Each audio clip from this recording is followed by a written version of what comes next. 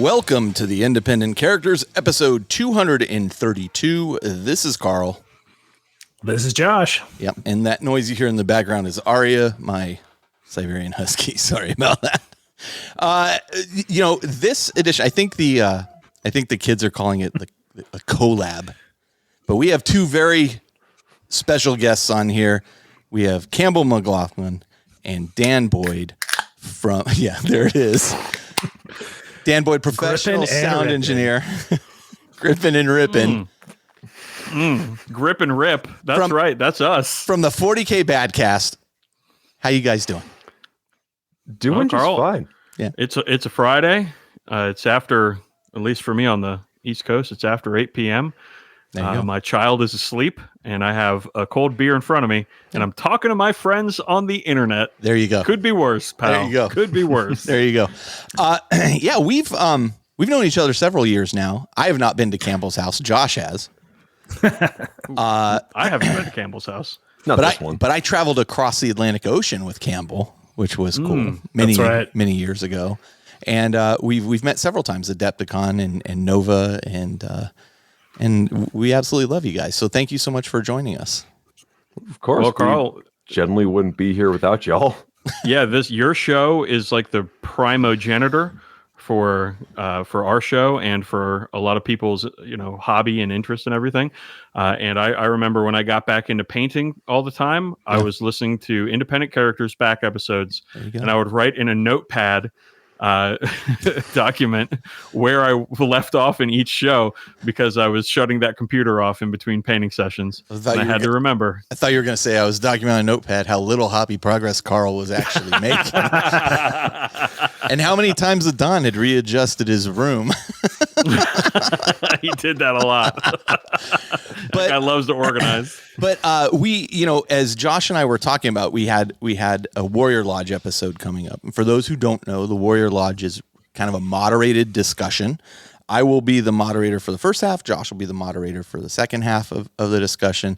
And we'll talk about several different points that have kind of been happening over the last few months within the 40K Games Workshop world.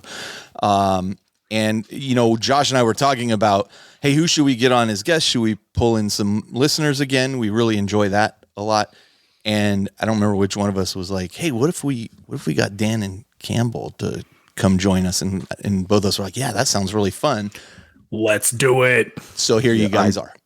I know it's a real get. I'm glad your people could get in touch with our people. That's right. And through a it wasn't easy. Process. It wasn't easy. A couple of contracts were signed. Yeah, we had to. We told Henry Cavill, listen, we got to bump you.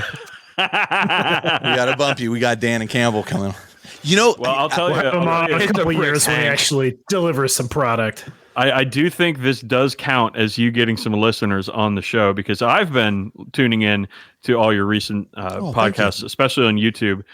So I think that still counts. I think we're still listeners, aren't we, Campbell? Yeah, I'd say active and past listeners. I mean, I remember the first time Dan and I met, we were talking about the show for a little bit because before you and I even talked about doing our own podcast, and Dan's like, I've never had anyone to talk to about this. I didn't know anyone else who cared about this stuff. It's true. Yeah. All joking aside, one thing that's really bugging me lately, I've been noticing, especially as I've been spending a lot of time on YouTube since I'm unemployed right now, is people using Henry Cavill's likeness in thumbnails when they're talking about anything related to Adeptus Custodes. They're like, this is Henry Cavill's dream army. Is it? I mean, I'm pretty sure the guy could speak for himself if he wanted to. It's so clickbaity. I hate it. He has not signed off on any of that. Yeah, he doesn't need to speak for himself. He has a department to speak for him. My favorite are the people who are like, I challenge Henry Cavill to a game, and I'll donate the proceeds from the video to a charity of his choice. Good luck with that. Good luck with that. Have fun. Have fun. I was just thinking about this. Henry Cavill, he can't just go to the game store and get a game. No. He can't just roll up. That's why I'd like to issue a challenge to Henry Cavill. You heard it here, folks. I'm saying I'm gonna say this, and you guys are gonna groan, but I feel a little bad for the guy. No, because I'm sure that he just when he's not filming and he's not with his family or something, he's got free time or whatever, he probably just wants to get games in, just like the rest of us do. And like unless his like friends that know him and are probably under an NDA are like available, it's not like he can just go get a pickup game somewhere. And that, you know, I kind of feel bad for the guy for that. Yeah, I feel like if you're that famous, you can kind of like Cyrano your way into playing in a tournament, you know, like get a little headphone in somebody's ear, just like watch from afar, and just, you know, it's or Ratatouille it, I guess.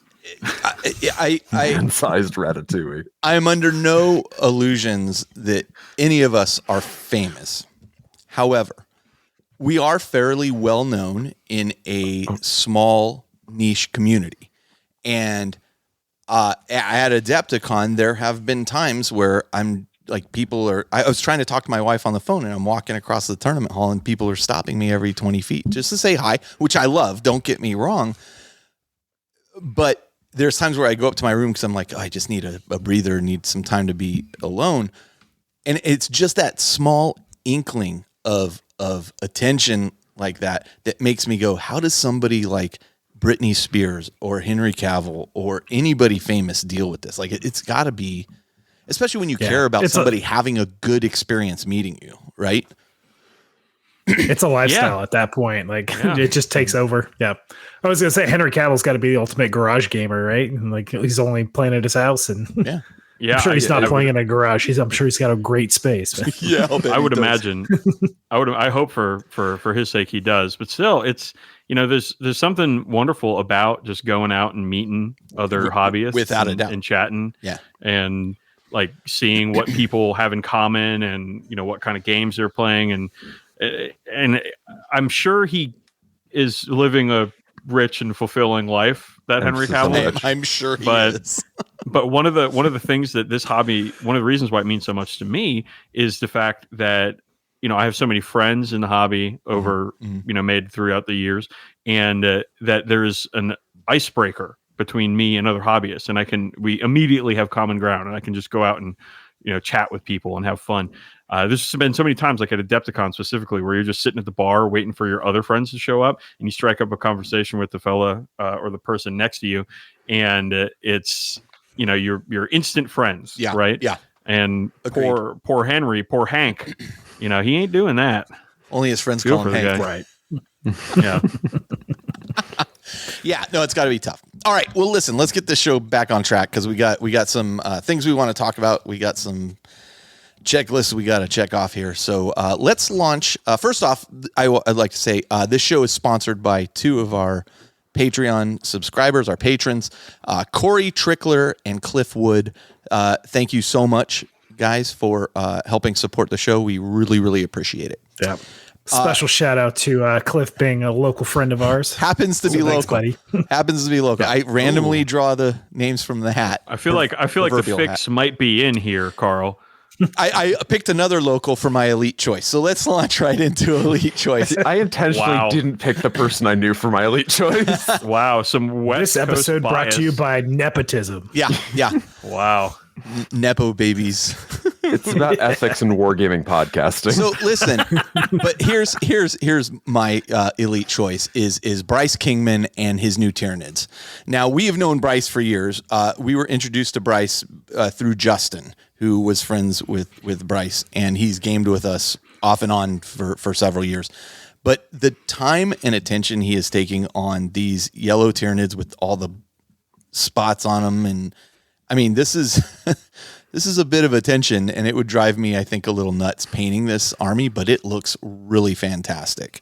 So he and I are trying to get a team game against you, Josh, and Aaron for Aaron to help prep for Adepticon team tournament. But I think we're both going to be playing our Tyranids, and his are going to look so much better than mine. I've seen a lot of the leopard print Tyranid scheme before, but I've rarely seen it done this well. This is a really, really cool project. So kudos to you, Bryce. Yeah. Bryce, very talented painter, and definitely putting the labor of love in here and the attention to detail, and just, you know, taking the time of highlighting all those plates and getting all the spots and dots, and it's really well done. Great job, Bryce. Yeah, great color choices too. Having something be that legible while having so many yellows and tans and colors very close to each other, and those patterns on top is a real challenge. So yeah, fantastic work. Bryce is, by the way, the progenitor, to use that word again. I like it. I'll latch onto it. Of the I'm free handing this. Yeah, it's just a couple triangles, and is that who that comes from? That's who it comes from. He actually painted. He painted a model for me one time, just because he was screwing around, and he painted the Ices logo on the shoulder of the model. And I'm just like, I hate you so much. Gross. I hate Disgusting. You so much. So anyway, that was my choice. What about you, Josh? Yeah, so with Lance Bench Press, which is from our Discord, and he posted a bunch of photos from the Nemo 2024 meetup, and this is the New England Mordheim Open, and this was just a packed event. I had no idea this happened, but it's been mentioned multiple times to me. Dave mentioned it on the show that we were just on with him too, Dave Taylor. But it's a huge gathering of players playing Mordheim, and I haven't seen a group of people playing Mordheim like this in 25 plus years at this rate. And just the fact that so many people are coming together, keeping the rule set alive. I know the community has really done a lot to carry this game, but just seeing this much enthusiasm, amazing terrain, 3D boards, tons of detail. You get caves, you got mine cars, you got little wooden bridges, all the things, some great painted warbands, and just a bunch of warpstone and things like that. And seeing the community keeping this game alive for so long, but then also rallying on huge events like this was just really cool. I was going to say, Josh, I feel like the community is doing not a lot to keep this game alive. I feel like the community is doing everything to keep they this are game 100% alive. Carrying this game. Yes, absolutely. For now, we'll see what happens. But yeah, for me, it was really neat to see this many people just kind of celebrating this game that it's been out of production for easily 20 years, maybe 25 even.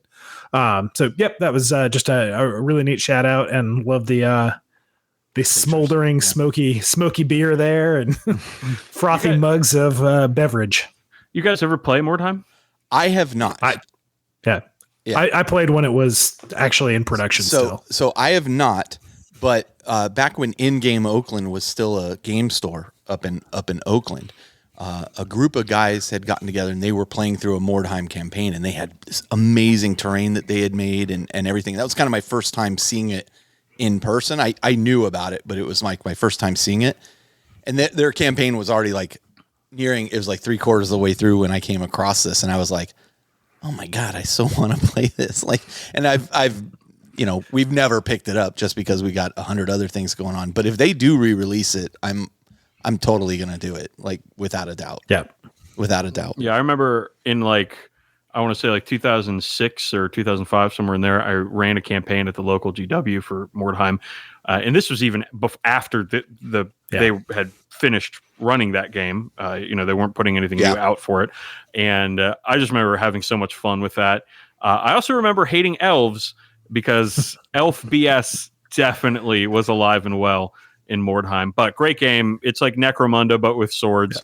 And who doesn't love that? What is it with them and elves? Because in Battlefleet Gothic, it's the Eldar. It's every single GW game. It's Elf BS lives. The funny thing is, it's in this latest version of Blood Bowl, Elf BS is, it definitely lives, don't get me wrong, but it's not nearly at the level of the other Games Workshop games.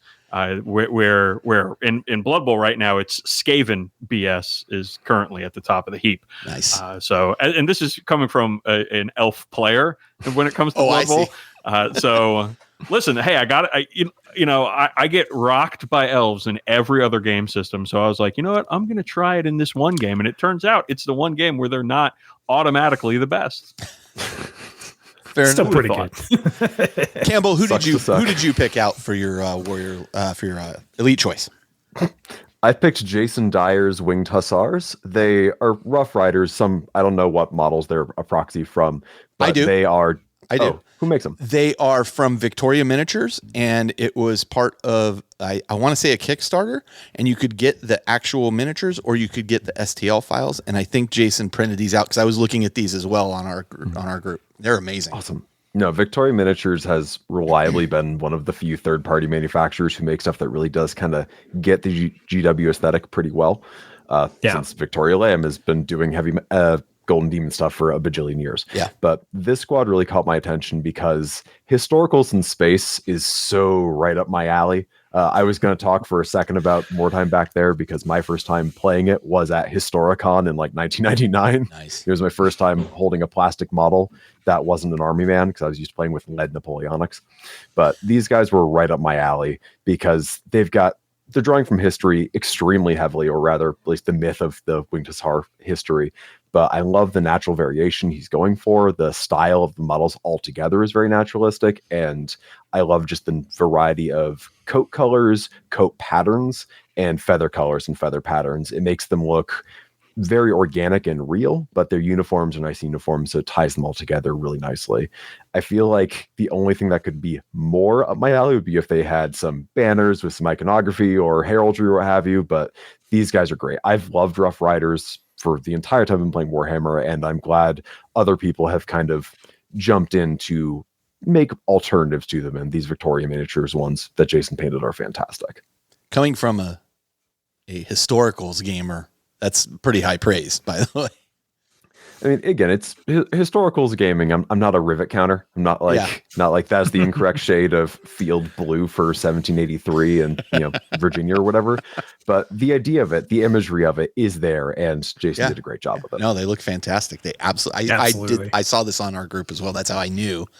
I was like, oh yeah, they're because I read the whole thread about him. I was like, oh, this is really fascinating. So, what about you, Dan? What did you pick? Okay, well, I'm a little bit cheating with this. No, you're not. So bear with me. This is a collab edition, Dan. So I have chosen Badcast Discord user Dynamic Calories, their version of the very new Mortark in AOS, Ushoran. And before y'all independent characters listeners start getting up at me, you can see this model on Warhammer Community because Dynamic Calories happens to be Luke from the painting team over at Games Workshop. And so you've probably all seen this model already. It's over there at Warcom, and it is a truly beautiful interpretation of Ushoran. I think that this knocks the box art paint job right out of the ring. Like it's wild, the colors, the blends, the beautiful brass and verdigris. I was stunned, absolutely stunned by this model when he posted it in the Badcast Discord, and then to see it on Warcom, I was like, oh yeah, that makes sense. Yeah, that's so. Yeah. So yeah, worthy. I mean, Ushoran is such a unique and cool model, the likes of which we don't see a ton of in AOS, where he's hunched and sort of collapsed in on himself, as opposed to like standing with like 20-foot wings or some stuff. Mm-hmm. This paint job is just unbelievable to me. So Luke, good on you. Yeah. Great jorb. It's amazing. I can hear the Bloodborne boss music just ramping up the second I look at this. It's so it's a fantastic model. I mean, just from the base, starting at it from its base, it's a fantastic model, and then seeing a paint job like this on it, geez, for how like hunched and kind of crowded it is in and of itself, it has so much presence at the same time, and absolutely that attention to detail on the face and how much it just brings you right into the middle of that model, and then you kind of work your way out. It's gorgeous. The face kind of scares me. Also, the face should scare you. The basing is something that also really it feels subtle in comparison, just how big this thing is, but just the color variations in the rock there, the reds and the blues, because like real rocks aren't just gray, they aren't just tan, they've got a lot of color variation, and fixing in that sort of stuff in there ties it together with the base model. My rocks are from it. Yeah, I was about to say, certainly mine are. No, but 100%. What a great call out, Dan. I mean, geez, what a model. What a model. If you're gonna cheat well, Dan. That's what they say, right? That's what's in the books. That's not cheating at all. Okay, so on that note of not cheating, we're going to take a short break. We're going to come back, and then we're going to launch into Workbench, hobby progress, and all that good stuff before we launch into the meat of the show. So we will be right back.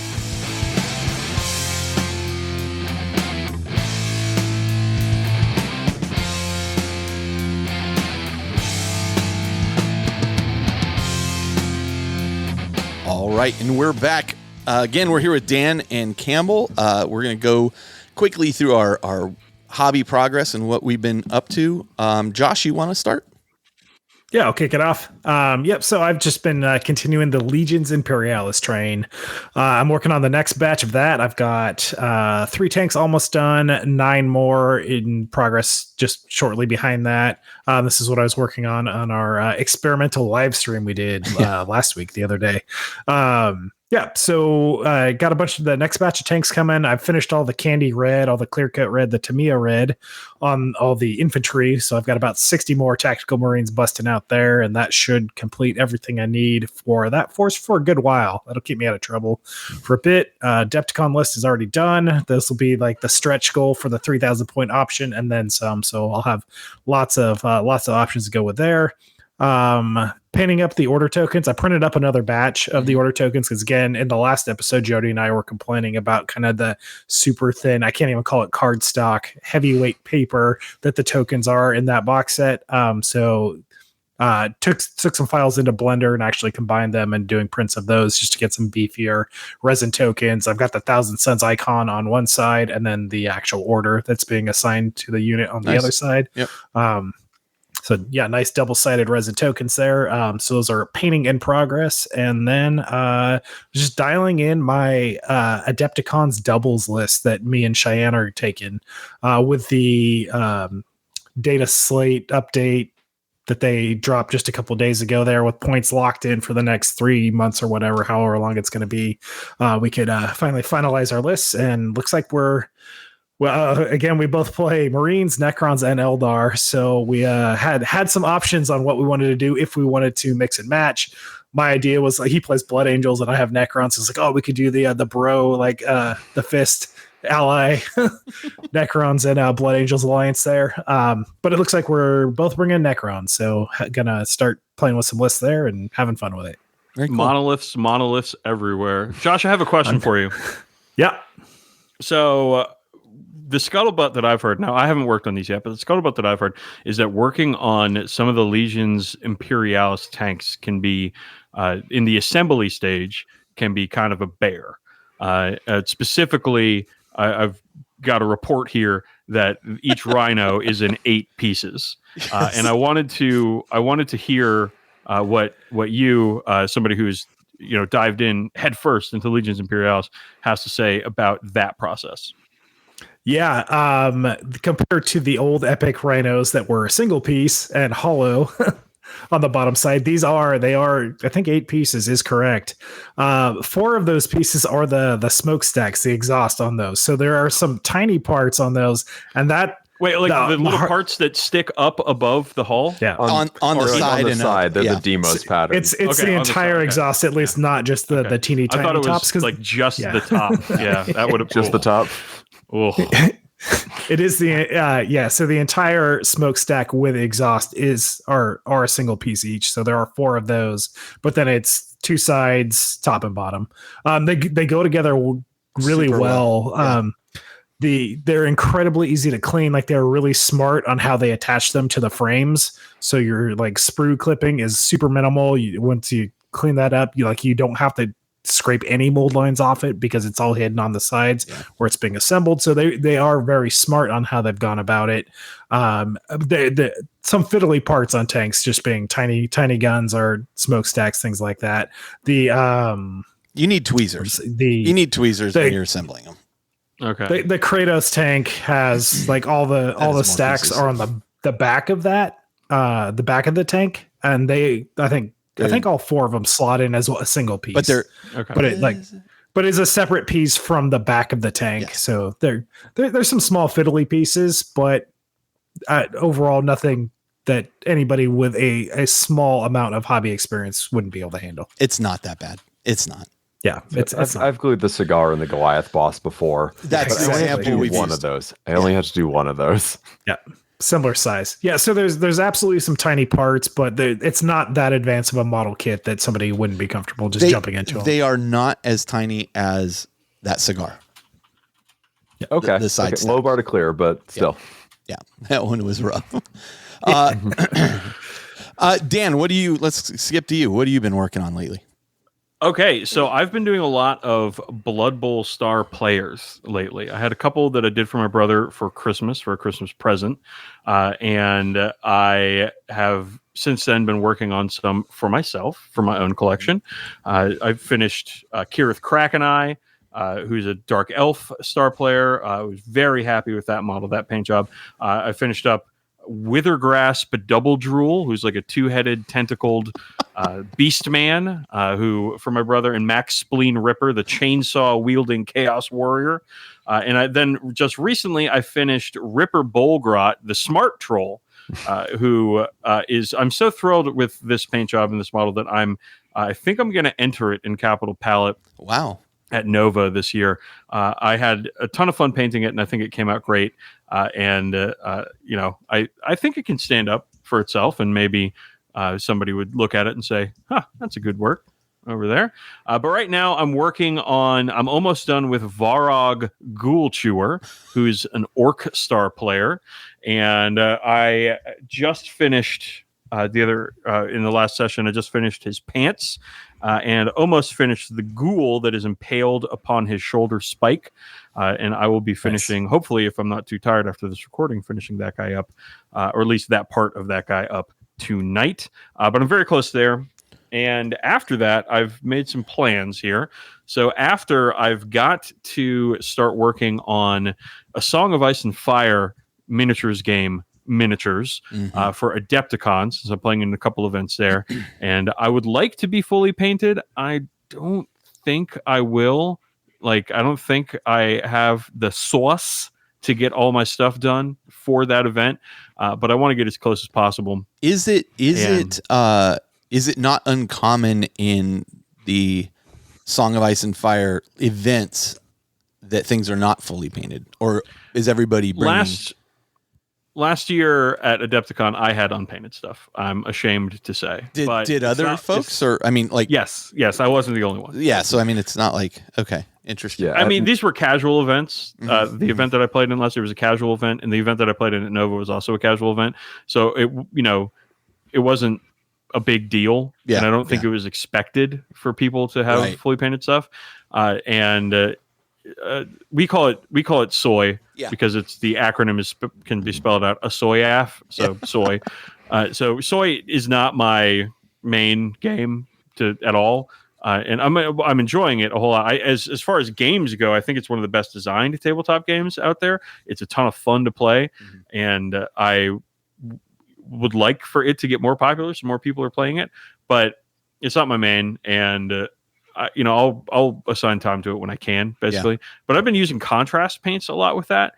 So they do paint up really quickly. I can paint the characters up in about 2 hours each, which is really fun to do. And you feel like a machine, some sort of painting machine when you finish a bunch of those in a.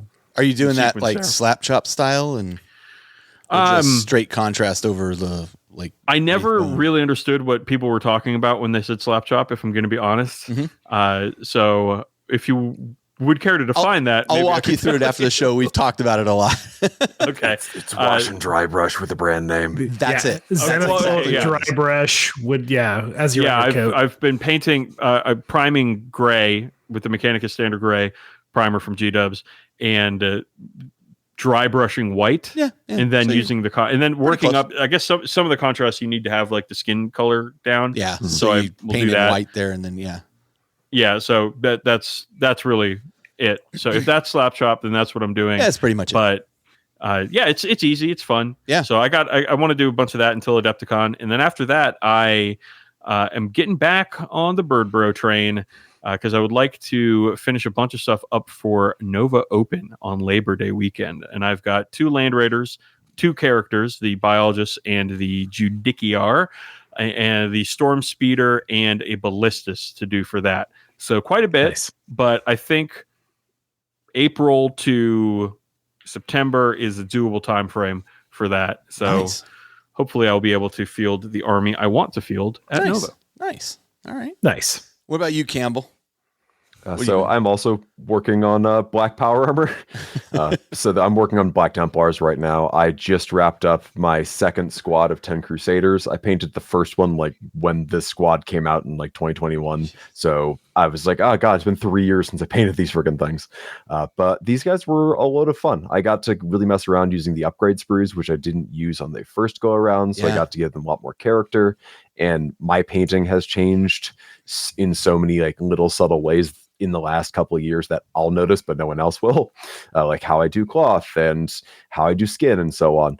And I got to apply that to these models, and I had a grand old time working through them. I remember painting through them the first time. I was like, these guys are a bit much to batch paint all 10 at once.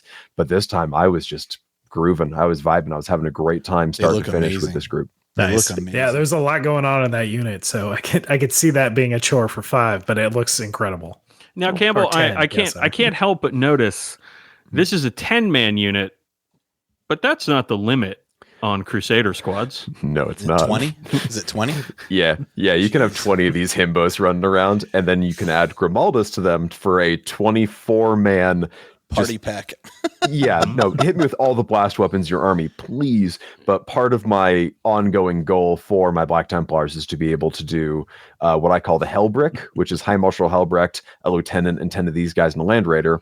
The Heckbrick, which is 10 of these guys, a lieutenant, and a captain with Sigismund Seal for the 5-up crits in another Land Raider. And potentially a third bigger brick, which I'm yet to name, of 20 of them with Grimaldus on foot to screen and or just run up there. It is going all in on the dumbest thing in the world, but they're cheap. They're so fun to paint and run. Every time you attack with them, my opponents will always go, you have how many dice? Because each of these idiots they have 5 attacks per guy.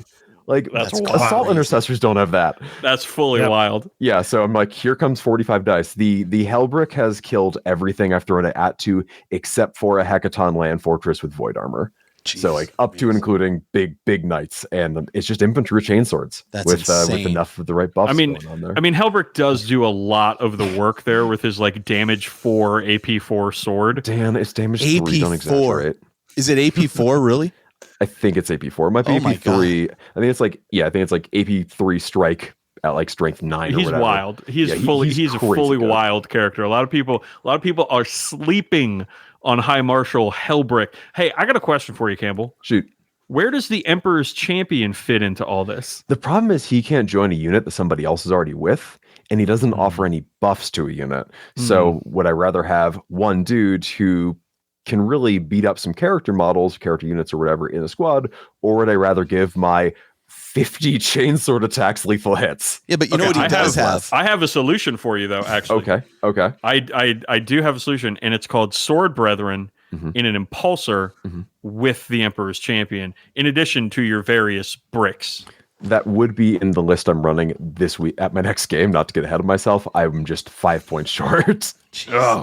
Listen, pal. I mean, it sounds like you have everything you need to make the most thematic Black Templars list in existence. Yeah, no, my backlog closet is terrifying, and I do have a lot of these guys painted too. Yeah, so these guys are just the latest addition to this army. I've got 10 more of Crusaders in my closet I'm yet to get to, but right now I'm working on a Gladiator because these things are money. They are priced to move. They are so cool. I'm so glad their rules are as good as the model now. So I'm finally getting around to the Gladiator that our listener Ken gave me at Nova, only a few months late. What type? Lancer. Of course. Yeah. The good one. The good one. Yeah. I painted that for Nova. And it drove me, I would say, moderately crazy because it's got a lot of edges on there. It is not like a Predator, which is, let's just say, sparse on detail. The newer Space Marine kits have all sorts of nooks and crannies on them. So great model though. Those things look fantastic on the table. They're so cool. I've painted a Rep X. I can paint a Gladiator, and I had to paint that Rep X 3 times because my primer went hydrophobic on me, and everything had to be like I had to paint my black tank black 3 times. I remember how incredibly incensed you were each time. Yeah, it's not an Astraeus. It's not an Astraeus. I'm not doing that to myself. I've got one of those. Yeah, I heard about the edge highlighting. Drive me crazy. I know. I don't know. Listen, I don't know what episode that is. Campbell might know it off the top of his head, but there's a Badcast episode out there where you can hear me go insane in real time as I'm explaining painting the Astraeus. It weighs 7 pounds, and I'm not joking. You spent more time edge highlighting that Astraeus than Adon spent reorganizing his rooms. Well, I don't know about that, Carl. I don't know about that. I remember distinctly you talking about how you had to hold it in like this weird position, and like you would be cradling it while you were trying to. It's like you're holding a baby while you're trying to paint it. Varnish, because again, paint and varnish, so you're not smudging stuff off. Every corner, every edge of that thing, because it's like I said, it's 7 pounds. Yeah, that's right? huge. So you can't just like hold it like you can a regular plastic model, which weighs next to nothing, right? Yeah. You have to actually grip the thing to hold. It was I'm having flashbacks. What are you doing to me? For myself, I have pretty much wrapped up my squad of 10 Black Legion Chaos Space Marines. I did spend a whole bunch of time putting on decals over the last 2 days. And I've always been somebody who's not particularly confident with the decal work. But I found a tutorial online on YouTube that now Colin had sat with me and walked me through how he did decals a couple years ago, more than a couple, and I'd kind of lost that information. I did find a tutorial on YouTube that I'll link in the show notes, and it kind of gave me the confidence to give it a try. And sure enough, I'm super happy with the way these things came out. And did you guys know? You guys probably already knew this. Microsol and Microset, which everybody knows you use for decals. I could never remember in which order everybody holds up theirs. Okay. I could never remember which order you were supposed to use them in. Did you know there's a number in the upper left corner that says MI1 and MI2? So there is. I can't read. That is the order you use them in. So I will set and solve. Yeah. That's but I mean, if you think about it, it sounds like set would be like you're setting it. Like that would be you're setting it on the model. Yeah, like you said. I see that as like setting it in its final position, right? And it is. Yeah. But I don't know. I always feel like that was like the second. Soften it anyway, there's numbers in the upper left corner in case I get confused again. I think the Carl Tuttle Microsol party is a party of one. It may be. It may be. It very well may be. But you know what? I'm actually with you, Carl. Thank you. Oh, Josh and I agree. That's a little bit of podcast solidarity right there. There you go. What I'm talking about. So I did. I started off just testing on one guy, and then I was like, you know what? I'm going to do a couple more guys. And next thing you know, I'd done all of them. So that was fantastic. And then I was like, what else can I do? You know what? I wasn't going to do decals on these Legions Imperialis Sons of Horus tanks, but I am now. And so I did all the Legion Imperialis tanks that I had with decals. They look so good with them. It looks so awesome, good. Dude. It looks so good. I do wish I'd had the Forge World Sons of Horus sheet. I think that would look even cooler, but we'll move on with what we've got for the moment. I've been mixing in the Thousand Suns Forge World sheet with my the stuff that actually came with Legions Imperialis at that scale. It's been nice to have some full color options, but most of the full color are so much larger because they're made for 28 millimeter. Yeah. Are those sheets still in stock? Not really. I bought this one probably. They go in and out of 7 stock. years ago. I think I have some Thousand Suns one because I used them on my Thousand Suns models for a while. Colin did. For a while when I was when Forge World existed. Whenever I would make an order, I'd add a Raven Guard sheet, decal sheet into the order to go along with it. I have like 7 or 8 now, which is great because my Raven Guard army is probably never going to be done. But I feel like that's something that is definitely missing from current 40K at least. Where you don't, the decals they give you are. In the boxes are fine. They're good quality. They're great quality decals. That was the point I was going to make, Dan, is they've gotten like the quality of those have gotten better than what they used to. The paper so fast. They come off really smooth. They're finer quality, like looking. It's interesting. The Black Legion went away from like the yellow chaos symbols to all gold now, which matches up, of course, perfectly with the gold I used on my guys. And the last but not least, I've been working on a couple war dogs here. And since I'm on kind of a roll on my Black Legion stuff and I'm highly motivated, I'm going to get these guys done, which are part of my 2,000 point list. And are these 40K just war dogs? in time for a Denticon. Hold it up again. Yeah. Oh, sorry. I was looking at the site looking for transfers. Nope. Hey, there he. Ooh, spicy. Decals in those too. Coming along pretty good.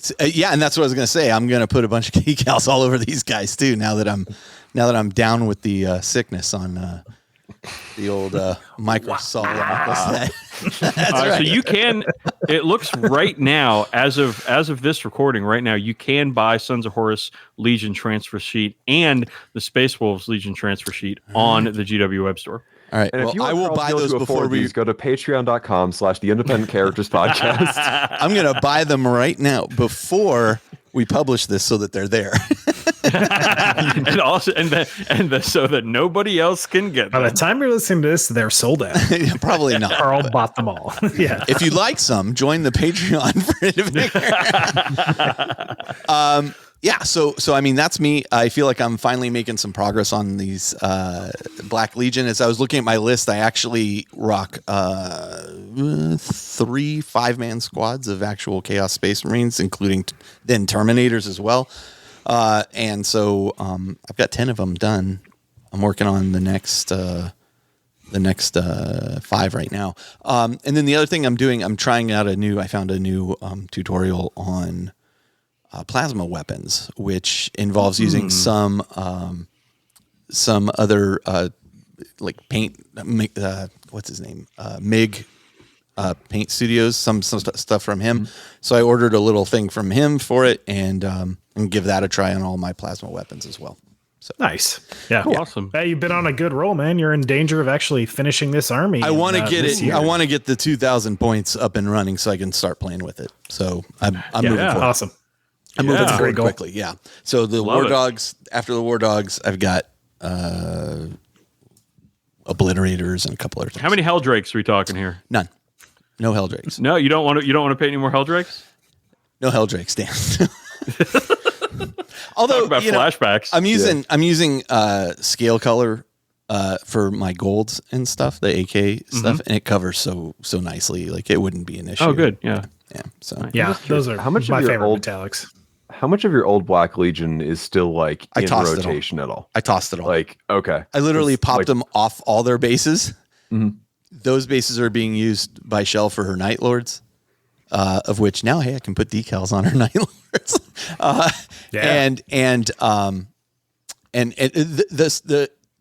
The models are just so inferior to the new Chaos Space Marine models. It was. I look at them and I'm like, oh god, they're awful looking. And I had done like a lot of customized work on them, but in comparison, there's just no comparison. So That's Yeah, the kind of new where Chaos Marines. yeah. Those new Night Lords, y'all see those new Night Lords? You probably talked about it on the show. But we talked about it with Dave and Jake and Yeah, Jesus. get out of here. Those things They're are baller. and I am a known Night Lords hater. And still those models are They're good. fantastic. Absolutely fantastic. Yeah. You All gotta right. hand it to him. Let's talk games played real quick. This can go pretty quick for me. I got nothing played in the last week and a half since we recorded, but we are playing tomorrow. So, Aaron and myself are playing tomorrow. Yeah. I'm rocking. What are you taking for- You know what? He's bringing Grey Knights. He hasn't played a lot of 10th. So he's bringing his Grey Knights. And I was like, I'm going to do you a favor. I'm going to bring demons. Yeah. So it's super thematic. Gotta have a nice theme game. Yeah. Nice. Yeah. Nice. So we'll work through that. So that's it. That's all. I've been doing board games with my wife. So that's that. Josh, what about you? Cool. Yeah, for me, sadly, it's just been board games and role-playing games. I've been working on a bunch of house projects. I haven't had time for games. But did get, I get like 4 games in rapid succession of Legions Imperialis. It's still riding on that high and very much looking forward to the next one, but nothing since we recorded last. Nice. All right. Campbell, what have you been up to? So I also haven't played any games. Hey, I told you this section's going to go fast. It's good. But also I'm playing a game tomorrow. Hey, cool. Nice. Tomorrow I'm playing a game with my Templars versus Jeremiah's World Eaters. We're doing a 1,000 point game because that's all he's got painted right now. But I'm testing out the heck brick in that one. So I want to see how that really rolls out. These are it's kind of like the new World Eater models too. Yeah, he's got all new So World Eaters. cool. Those are so good. It's such a good range. So good. It's like such a good nice range of like 4 models, but yeah, it's good range. High quality models. They're very high quality. They carry it. But yeah, I'm just got that game going on, and I'm going to be dialing in my list for the Squig City Casino Royale in Pendleton, Oregon, later in April. So that's a couple months out, but I want to kind of get some reps in, figure out how all this stuff works. I've been playing with Marine detachments a lot. Like I was doing Iron Storm, I was doing Firestorm, I was doing the Templar ones. I'm back to the Templar ones right now, so I'm going to see how all these play out. That's very cool. I actually really like when we talked about this in our episode where we were going over the Marine and Tyranid release.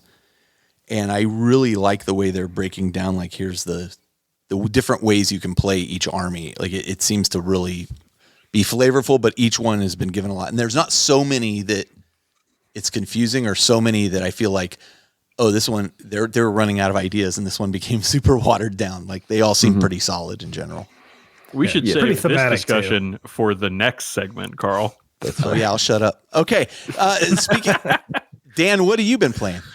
If you would have told me this morning that I would be coming on Independent Characters and carrying the games played section of the show, I wouldn't have believed you. I, noted toddler haver, have actually played a bunch of games in the last few days. First off, sorry, Dan, look at the time. We got perfect. No, take a quick break. Be back for the next one. Yeah, I'll go quick. Don't worry, I'll go quick. No, take your time. Take your time. I've been playing some Song of Ice and Fire games, some soy games, and I played against my friend Scott Horace Heresy, known Baltimorean. He has Baratheons in, and he's got beautifully painted Baratheons. He sent them off to Poland to get painted by some guy, and they came back, and they are gorgeous, absolutely gorgeous. Nice. And so I played a little bit of a kind of control game against. So Baratheons they're like heavily armored and very tough. So they can be difficult to deal with in combat. So I, instead of trying to chop through them with my Greyjoy axes, I decided to play more of a control game and took a more defensive list. And I eventually won the game. I think the final score was something along the lines of like 10-7. So a pretty close game. And Campbel knows Scott very well, and Scott's a very good 40K player, and guess what, he's also a very good every game player. It's amazing. So that's Josh, by the way. Yeah, I'm not surprised. Soy is such a good game. Like, it's so strategic, so much fun. And I do have to tell you, one of the things that I think is very clever about that game is the whole like political track that's on like the side. Yes, like that is such. First off, it makes so much sense in terms of that world and that existence that all those characters. I just think, I think it's a very clever addition to a war game. Right. So like Cersei Lannister isn't going to make a difference on a battlefield, right? She's not a fighter. But they have what's called the NCUs, non-combat units. Yeah. They have this little board that you put on the side of the table, and when your NCUs take one of the spots, there's 5 spots in the board, there's something that happens due to that spot, and then they can do stuff based on what their NCU card says. That's so cool. So your characters like Cersei, your characters like Catelyn Stark, or Grandmaster Pycelle and Varys, and all these cool characters that wouldn't really have place in a battle, they're still there in the game. That is so cool. So very, very good game. And hanging out with Scott's always a thrill. He's a good guy, and he's been super busy at his job lately. So it was nice for him and I to have just a little hang over at his house and play a good game. And then last night, actually, went over to my friend Tony's house, and I played my other friend Andy. We had a night. 4 of us went over there and played a few games of Soy, and it was against Andy's Night's Watch. Night's Watch. So there was recently, just like in 40K, the data slate just came out. There was recently an update to Song of Ice and Fire as well, in a similar vein. Like they, moved a few things around, changed the points here and there for a couple things, and a data slate update, right? So we all got together because we wanted to try out new lists and see what the changes were and all that stuff. Now, Night's Watch, before the update, were kind of the big bads of the game. They had very good cards, very good units who hit very hard, and were kind of at the top of the heap. And my Greyjoy faction, I like the Greyjoys because I always, something about like fantasy settings, I just love bad guys. And Greyjoys are amongst the worst when it comes to bad. Though they got the new Bolton faction that has been released in the last year. You want to talk about bad guys? That guy is nuts, bad to the bone. Yeah. But the Boltons, they're kind of in that World Eaters world right now, where they don't have. I mean, they have a full set of units and models and stuff, but it's not as fleshed out as the other ones. But they'll get there eventually. They're also very popular because why wouldn't they be? So their models are fully sick though, like full plate dudes riding on horses, covered in spikes and looking fearsome. It's like nice. If listeners, if you want to look up Bolton Flayed Men, that is the best unit to get an idea of what that faction looks like for the Song of Ice and Fire miniature game. Anyway, so I played Andy. He had his Night's Watch, and it was a really interesting game. I took a very aggressive list led by Victorian Greyjoy. His whole thing is he charges and does a ton of damage on the charge. But Andy had a unit called Night's Watch Veterans, where their whole deal is they are -1 to hit, and every miss is a hit back on you. It's called Counter Strike. And then he had another ability from not Corn Halfhand, Cold Hands, who is a undead good guy who rides on an undead elk. Okay. And is a total badass. But he has another ability where he can make a unit before they fight a further -1 to hit. So my silenced men, who are dudes who ride around with Euron Greyjoy. They have their tongues cut out. They're very mean. They have big two-handed axes. They're rolling in, and they're pretty good at fighting. They roll up against the Night's Watch, the veterans there, and suddenly I'm 5s to hit. And I'm like, uh-oh. And every miss is a hit back on my guys, and my guys only have a 5-up armor save. So, out of the 8 attacks I was rolling in with, I lost 5 guys. And I was like, oh, so this is how this is going to go. So that's it went fun synergy. However, on the other side of the field, my House Harlaw Reapers completely rocked his Night Watch Spearmen in 2 turns of combat, just wrecked him. And it was it was pretty spiky. Like how they did it. It was unexpected. But so suddenly his whole right flank collapsed, and I was able to maneuver my units around and sort of pincher my way to victory. And I won that one. I think it was 10-5 or something. So a little better on the score track there. And Sword Games, once you hit 10 points, game's over. Doesn't matter what turn it is. It's just somebody gets to 10, game's over. So a lot of these games they can go pretty quick, which is nice. So a couple of Soy games there, and then last or Wednesday, so 2 nights ago, I played a Blood Bowl League game against my friend Dave's Orcs. We went to one of this bar called the Boardroom in Arlington, Virginia, where people play a lot of games and stuff, and also a lot of young people go on dates. So it's 2 middle-aged guys playing Blood Bowl and a bunch of young. And then there was a date going very well near us, so good for them. The guy had cowboy boots on, which I thought was a little much for Arlington, Virginia, but she seemed to be into it. So did that. Romantic ambiance. It was definitely a wacky game because the first thing I tried. Well, not the first thing I tried to do on the turn. My first turn at the end of the turn, I went to try to pick up the ball and whiffed it. And so that's a turnover right there. So the ball's out on the first turn, and I'm like, oh no. But it turned out okay because the rolls were definitely not with Dave this game. And so I managed to recover it and sneak in for turn 5 TD. And then setting up for the kickoff after that in the first half, rolling down, I had a timely blitz, which allowed me to disrupt his line enough to stop him from scoring in the half. So I went into the half going 1-0, feeling pretty good about that. And I'm playing goblins here, goblins are terrible. The whole shtick in Blood Bowl is that they're really bad at Blood Bowl, so they take weapons and stuff to cheat at Blood Bowl. So they're very fun, but they're not an easy team to win games with. So going into the half up 1-0, I'm like, hallelujah, this is great. So he got the ball and he marched down the field. He had an orc team, so they did what they do, marched down the field, scored on turn 13 out of 16. So I had 3 turns to take the lead. And wouldn't you know it, I get the ball. I take a turn setting it up, and then on my turn 14 or 15, I hand the ball to my Doom Diver. Who's standing next to one of my trolls, who picks him up and throws him down the field. And Doom Divers, they sort of glide forward instead of scattering randomly. He glides down and he hits the ground. I need a 4-up to not land safely. Yeah. Right. To not lawn dart. Exactly. And so I roll it naturally, roll a 1. I'm like, whoa, but I've got team rerolls. So I say, okay, I'm going to use team reroll here. And reroll 1. I nailed it. Rolled a 4 or 5 or something. It didn't matter. I nailed it. He walks into the end zone, just nice and easy. And I go up 2-1. And at that point, it's a little late in the game for orcs who are kind of slow to get a score in. And so I win the game 2-1 in what I would consider an upset, because my team has like the lowest team value in the league right now.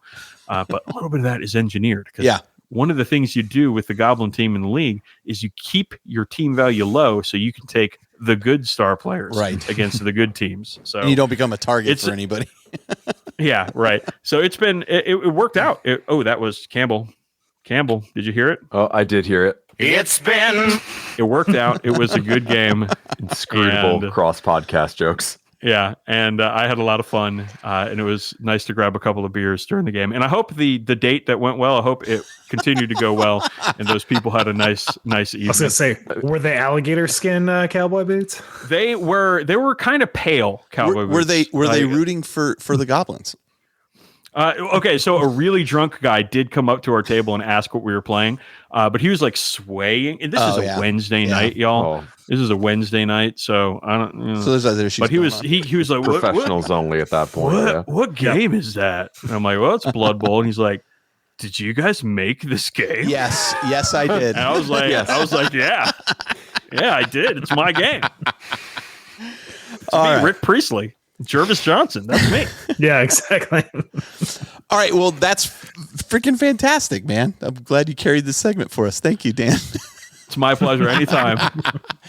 All right. We're going to take a short break. We'll come back, and then we'll actually get into the meat of the show. We'll do part 1 of the Warrior Lodge, and I'll be hosting that. So we will be right back.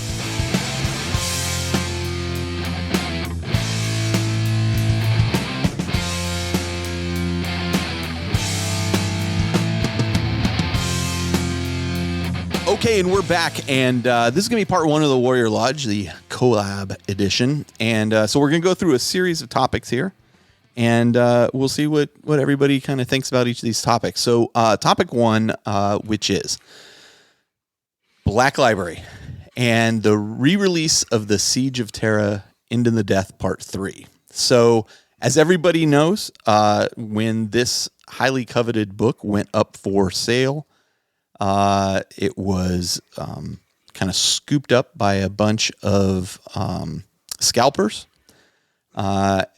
Games Workshop then came in and saw all the complaints, came in, went and looked, and whatever magic they did, whether it was by IP, by address, by whatever, went and looked and canceled a bunch of orders, and then re-released it on the following Wednesday and made it available, which we'll get to. This isn't what I think about it in particular, but so what are your thoughts on Games Workshop's efforts to stop scalpers, and what Games Workshop attempted to do that following Wednesday, which I will just add, some people still seemed very frustrated come that Wednesday, and I know of at least one person who had a legitimate order and had it canceled and was incredibly frustrated by that. What are your guys' thoughts on that? And you want to start? You want to start, Josh, or you want to? Yeah, I'll kick it off. Yeah, but I won't take too long. So I obviously think it's a good thing that Games Workshop is taking proactive measures to prevent scalpers from price gouging people. This is already a limited edition thing. Games Work prices are already high enough. I'm sure a limited edition is a beautiful production value on those books, so I'm sure it does cost quite a bit more than your standard kind of edition books there with all the gold leafing and hardback covers. And are they leather bound? I don't recall. They're a fake leather bound, but there's gold vegan leather, please. Yeah. what was that, Campbell? Vegan leather, the gentrified term for pleather. Yeah. Cow friendly leather. Yeah. And it's vat grown leather. And there's a bunch of artwork inside. There's artwork plates and stuff, and it's signed by. Yeah, super high production value. So it's a collector piece. It's not, you're not just gonna read this thing like it's an artifact that you are already spending some extra cash in order to own this thing, and it's the presence of it. So like I appreciate that they've limited the scalpers, because you're already paying a premium for this product as it is, and it's already limited availability. So kind of knowing that supply and demand is where it is already, preventing that from, taking the more extreme step on that with scalpers, and just kind of really, really increasing those prices. So I'm for that. I think it's a good thing. And that's me. Dan? Campbell. Yeah, Campbell. So sorry, Campbell spoke up first. I was just putting a sentence filler in there to mark my place here. Oh, okay. I was just going to say it's a Band-Aid. Like, this was a Band-Aid solution. Yeah. They wouldn't do this if there wasn't an identifiable problem. It's in their best interest to make people happy, not just because they care about people who enjoy the product or whatever, but if you can't get the thing you want, you're not going to be as likely to try to get the next thing. So I get why they would do it. Made a lot of sense for them to do it. I saw not many complaints. What complaints there were often seemed kind of like a backflip, like, oh, I ordered 9 copies for my group. How dare they cancel them? Interesting. Like, sure, dog. Sure. Love that for you. But yeah, I think we'll see how it plays out. Yeah. Because if they do this again, when End of the Death Part 4 and Harder comes out, the epilogue comes out. I know the series is done. Shut up. But whenever the next Impossible to Get Gigaw comes out down the line, if they do the same thing again, then cool, we know it works. For the time being, I don't have too much skin in the game, because the last special edition thing I got was the 6th edition 40K special edition in 2012, and fool me once. So this is just kind of my thoughts as an outsider, but I think it's a good thing that they tried something. I know that seems kind of damning with faint praise, but we'll see how it plays out. I think it's fair. Dan? I mean, scalpers suck. Like, it just sucks. Like, I used to go to controversial take, right? I used to go to New York Comic-Con every year, and one of the problems there is that scalpers would get a bunch of tickets, and regular people like me who are going to buy a ticket for myself so I could go couldn't get in.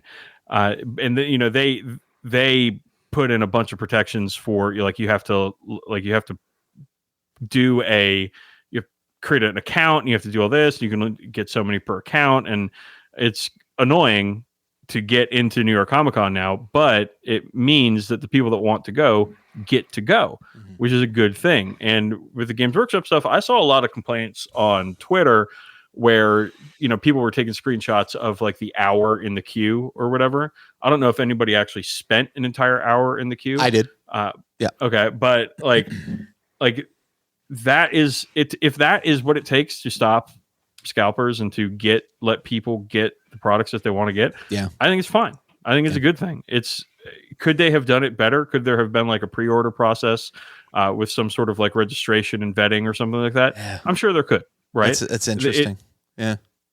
Like, I'm sure they could have done it better, but the fact that they're doing something about it is progress. Yeah. Right? I think Campbell nailed it. Like, the fact that they recognize that there's a problem that has to be addressed, speaks up, right? I as a person who this was the last book I needed in my collection and I was unable to get one, fortunately, Cheyenne, our friend down in Southern California, went into a GW store and was able to order one through there.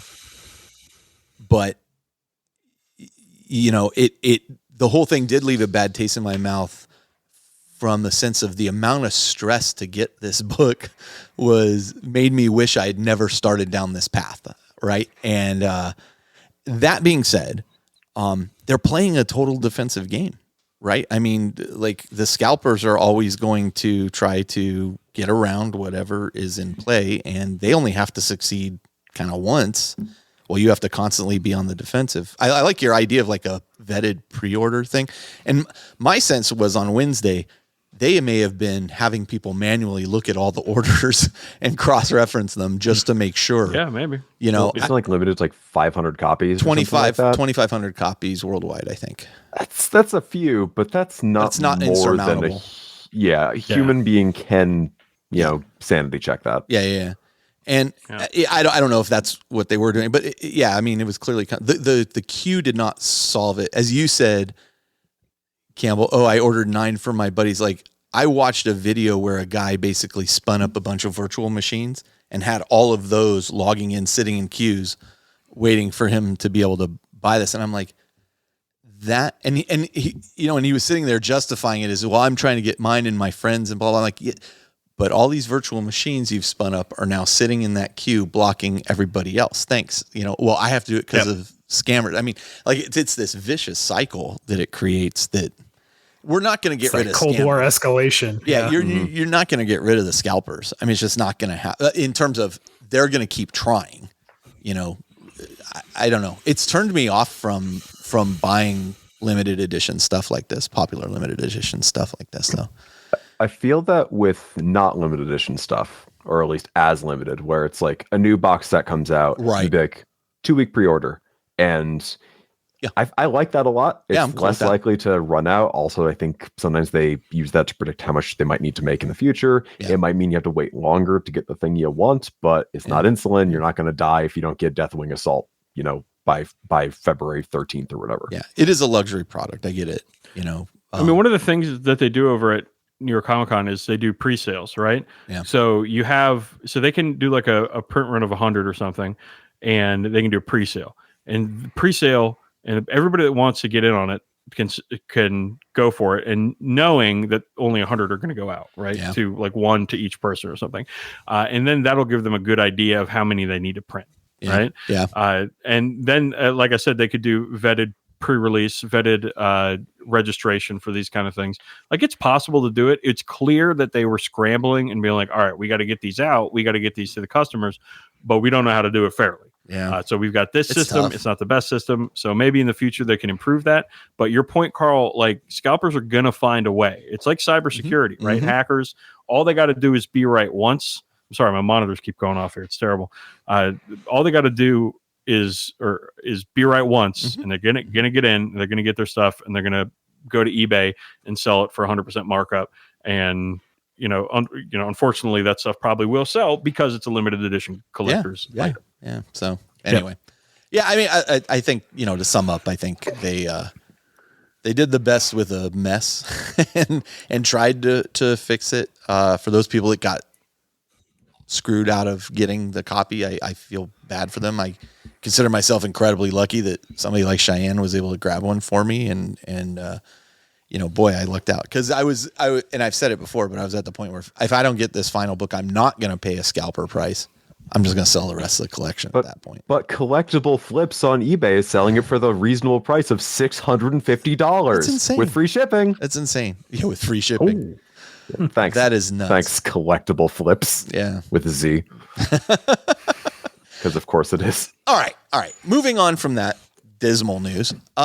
We're now several months into the release of 10th edition, and codexes are starting to roll out over the next year and on. And we kind of get like a preview of here's what's coming.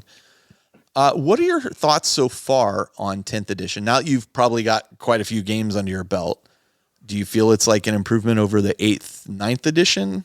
And what are your favorite changes to the 10th edition, and what is your least favorite change that they've adopted? And there's several questions kind of jammed in there at once. Let's get back in the Wayback Machine, Carl, just for a second here. Let's go back to 9th edition if we can.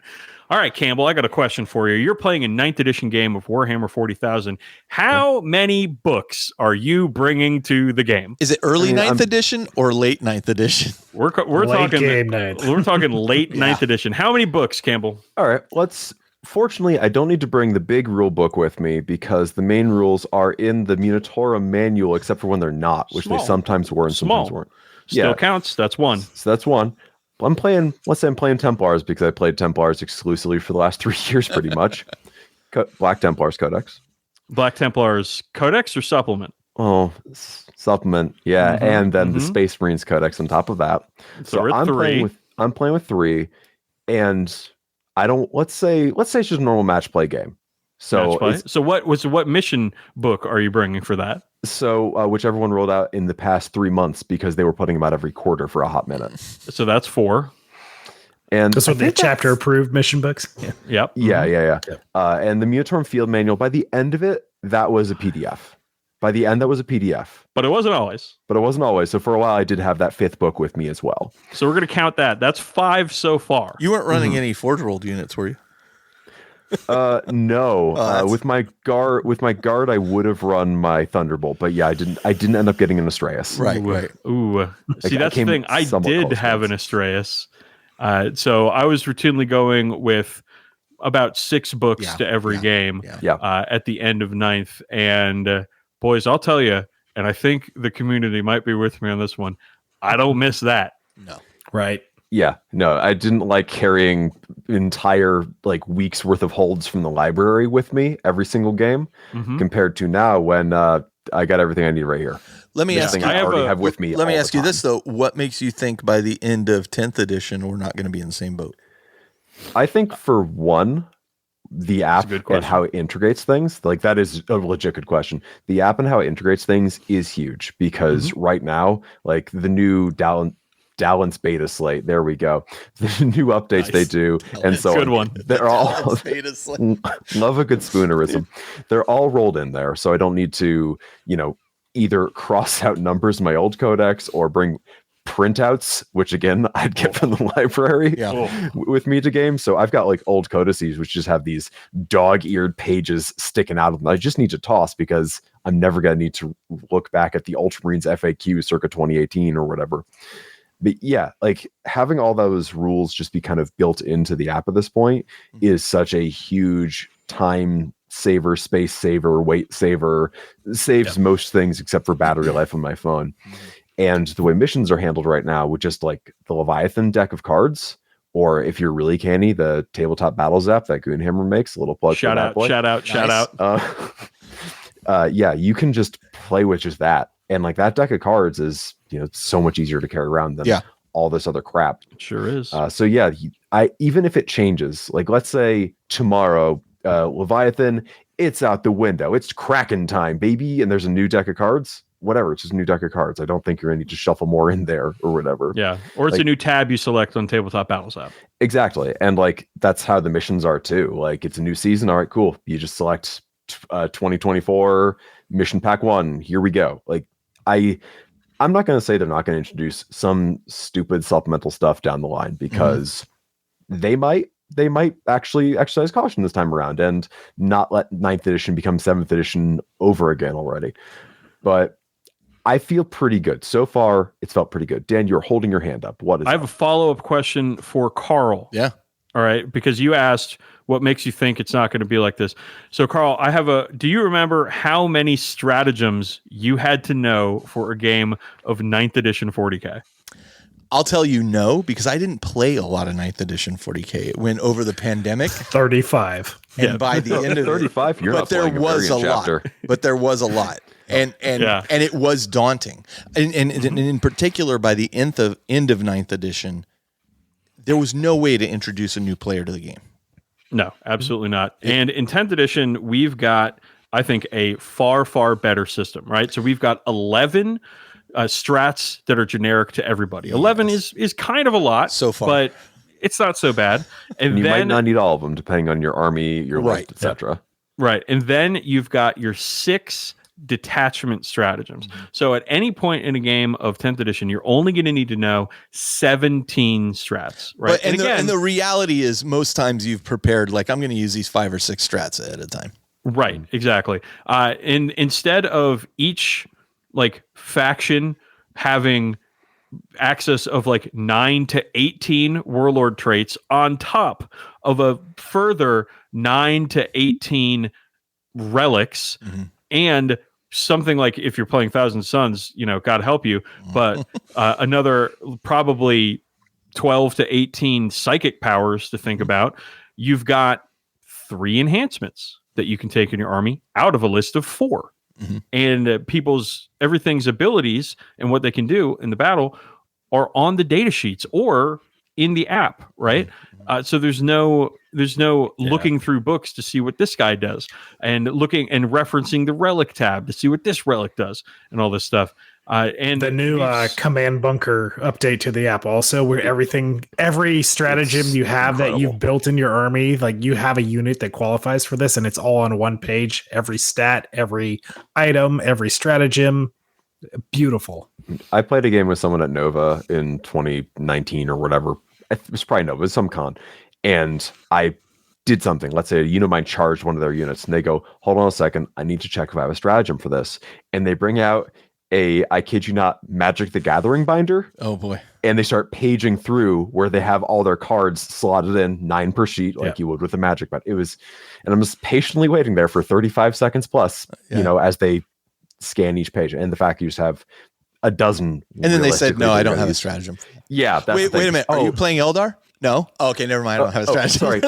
Are you playing Chaos Marines? Oh wait, sorry. They need to be word bearers, or else Vengeance for Calth doesn't work. Right. So on top of that, Carl, you've got the Codex design, right, where you have your data sheets for your army, and then you have a number of detachments. Now, Space Marines, there's a lot of detachments, especially if you're playing something like Blood Angels or Dark Angels or whatever. But for most armies, you're going to have a choice between like 3 and 6 detachments per. So while there are choices and there are a lot of differences between those detachments, there aren't nearly as many rules and rules interactions that result from that system. Now, of course, things could get more complicated, but they haven't yet. Right? We've got a whole spate of codexes out. We're 5 or 6 months in. Yeah, and they have all been following the same design language and same design philosophy.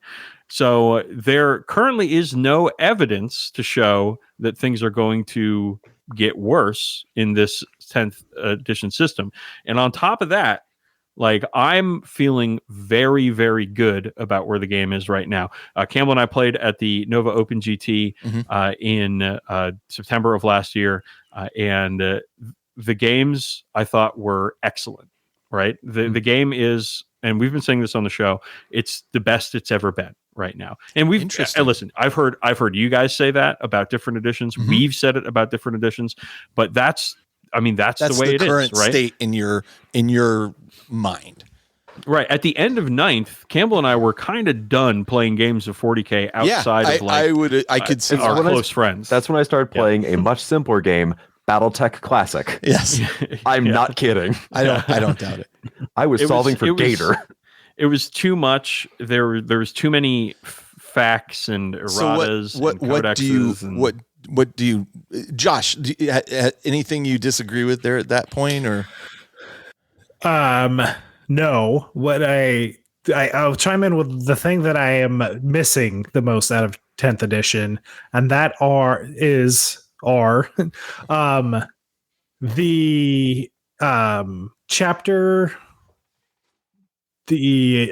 traits and like Necron dynasties and things like that if you are not playing one of the primary kind of foundational chapters of Space Marines, the detachments are very much catered towards the play style of those different ones, and obviously you can mix and match. But if you are playing a second plus founding chapter that doesn't kind of neatly fit into that, I absolutely miss the flavor of having my Marines are a little bit different than all the other Marines that are in existence, period. Okay, so are you talking about like the create your own chapter trait system? The mix and match, right? Yeah. So wasn't that nobody abused that, right? Nobody figured out a way to break that, right? I miss the flavor of it, and I miss the variety that it brought to the game. Okay. All right. Yeah. The flavor of playing everybody who's like, they're space wolves and they're painted orange. They're space wolves and they get it. Yeah, no, I don't miss that. Chapter slough is that they win. Right. Yeah. No, we know that one. Winning is a theme. Yeah. I get what you mean though, because there are these like 6 neat categories to fit into, but I like that they're not, this is the Salamander's flavored detachment, but I'm playing Black Templars in it. Yeah. And it works. And it works too. Yeah. It's still about getting up close and burning stuff. That feels right for Templars. You might be like, ooh, I really like bikers. You're not playing White Scars. You've got Ultramarines, but why wouldn't the Ultramarines like Assault Company be just as good at riding motorcycles? Right. I feel like there's a lot of wiggle room there. Dan, what up? So I'm actually going to push back a little bit on this, Josh. I think that the fact that they've opened up they've pulled away the abilities of the armies from the paint job. So as a Raven Guard player, I'm playing a first founding army that has had rules since like 8th edition for Raven Guard, right? And all my guys are painted like Raven Guard. So if I show up to a table and I'm playing not Raven Guard, for me, it's dissonant. It doesn't work, right? But in 10th, I can go in and say, well, I want to take a lot of Dreadnoughts this game, so I'm going to do the Ironstorm Spearhead, which sure is flavored like Iron Hands, but it isn't necessarily Iron Hands. Or if I'm like, I got a lot of Phobos stuff that I want to play with, so I'm going to play a Vanguard Spearhead today. Or I've got a bunch of transports and Flamestorm Aggressors, so I'm going whatever the Salamanders thing is called, right? Something Assault Force. I don't know. Firestorm Assault Force. Yeah, there we go. So like, I think that it opens it up for people to experiment with different detachments, to experiment with different themes on their army based on their collection, instead of shoehorning my, black power armor, bird adorned dudes into only doing one chapter tactic. And I get like, that's an interesting perspective on it, actually. Like I hadn't thought about it. That have homebrew chapters, they can do that stuff where they can mix and match and do their whole thing, whatever. But for those of us who are playing Iron Hands or Imperial Fists or Salamanders or Ultramarines or whatever else, like we can go and mix things up now with the blessing of Games Workshop. I knew and I love that the variety of detachments are available to everybody. I just begrudge that like a Ultramarines detachment of whatever is going to look exactly the same as a Raven Guard detachment of the same thing. If you guys are playing the same detachment, I miss the chapter tactics as an additional layer. I'm not saying either or, but I'm saying in addition to and that's probably because I'm playing not non-supported chapter. I'm playing a Forge World Raven Guard successor, but they don't play like Raven Guard, so it doesn't really fit. Because if I'm running the Phobos detachment with my Ultramarines and Dan's running the Phobos detachment with his Raven Guard, in a lot of ways they are going to look similar, but there is so much down to army construction where I might be like, well, I'm doing the Phobos thing, tactical Ultramarines, here we go, with all the stompy robots and the mysteriously stealthy stompy robots and like incursors and stuff. And Dan, since he's playing Raven Guard, is going to go with a lot of jumpy lads instead. And you might instead go with a lot of assault intercessors in that same sort of thing, just to kind of, you can still have flavor for an army with how you construct it, not just with their nominal rules. I'm not saying you're wrong. I do feel how you're feeling. I have a gut feeling that, or actually I have a question.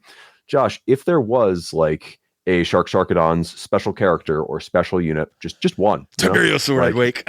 Yeah, if the Red Wake was back. There's a model for it. He just doesn't. Yeah, no, if Tybros the short king got embiggened and got new rules, how would you feel? Would that be enough for you? That's a good question. Yeah. Like what would it take aside from just a full on, like to the same level as, Firestorm or whatever? What would it take? Yeah. So that was true in 5th edition because you had to have the character in 5th edition to really unlock the chapter. And I don't want to go back to that. I'll be super clear about that. Limiting. Like we don't want to see Vulcan in every list again. Ultramarine salamander conversions.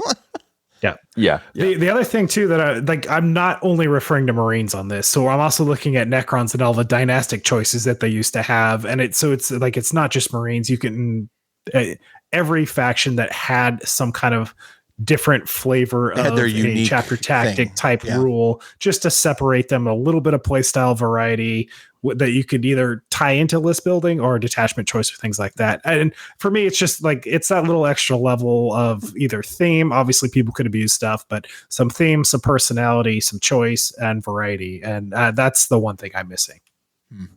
No, I think that's totally valid. I think there's definitely going to be a lot of hobbyists and gamers who feel the same way.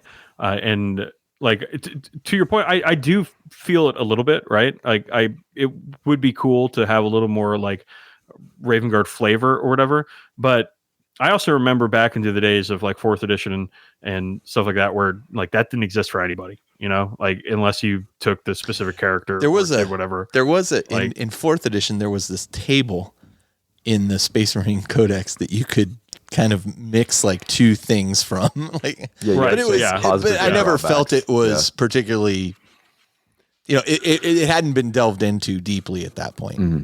Yeah, I think the current system is a good compromise between like rules that work and flavor. Whereas it's not like in 9th edition, I feel like we had way too much flavor, and so the rules were crazy. Whereas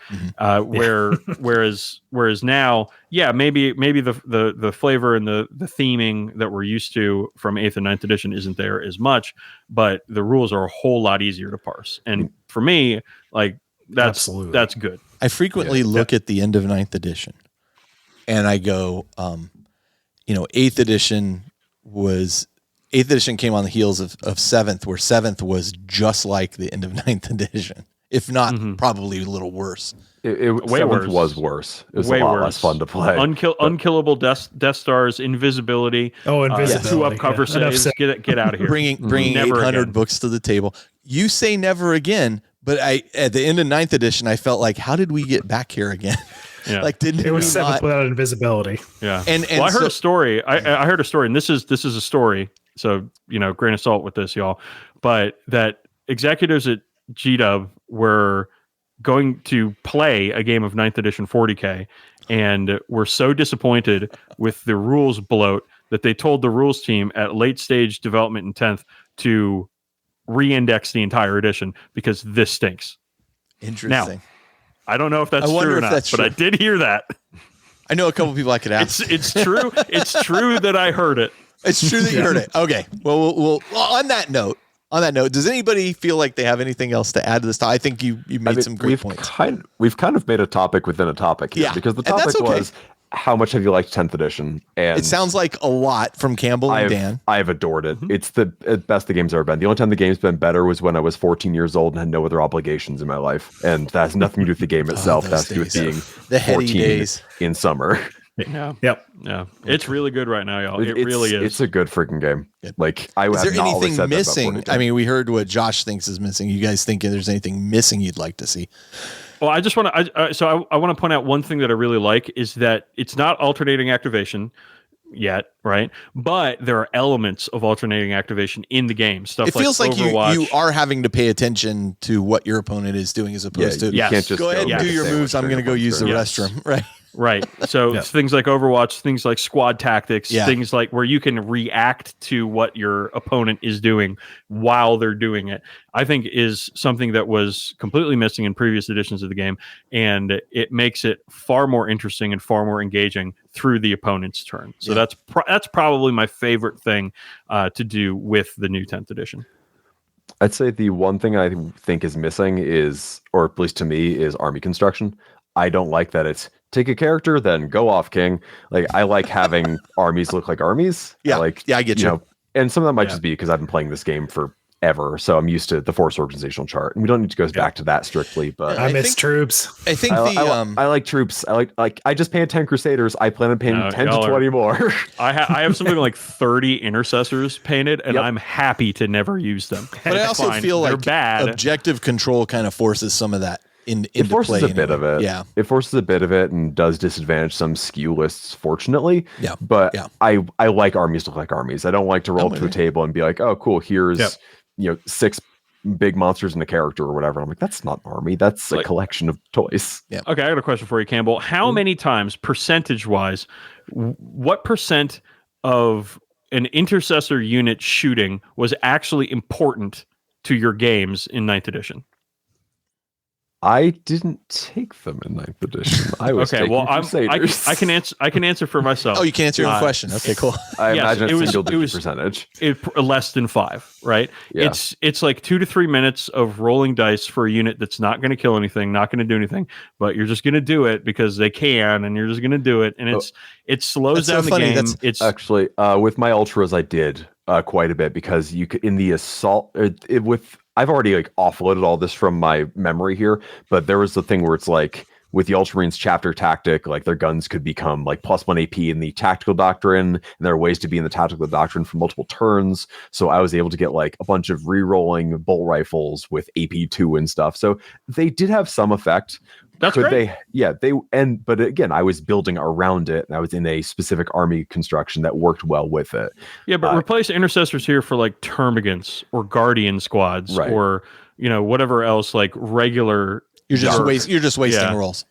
It's wasting time, right? Yeah, and I think something about the 10th edition where you can just take units that either you want to or that are going to do well for you, I think is good, right? It makes the game faster, and it makes it the whole troop tax thing I was never really a fan of, because a lot of troops just suck. Mm-hmm. Like they're just not good. They don't impact the game very much. You raised an interesting point, Dan, where troops on one side are maybe not necessarily as good as troops on another side, even though they may try to adjust it. I think there's a lot more attention to detail being paid on adjusting costs of things right now. We just saw an adjustment come up recently, so I appreciate that they're doing that. I do sometimes, I'm going to sound like a hypocrite, sometimes miss the granularity of being able to, like, it's hard for me to leave 15 points on the table and be like, my list comes in at 1985. Yeah. I get it. Yeah. And in the end,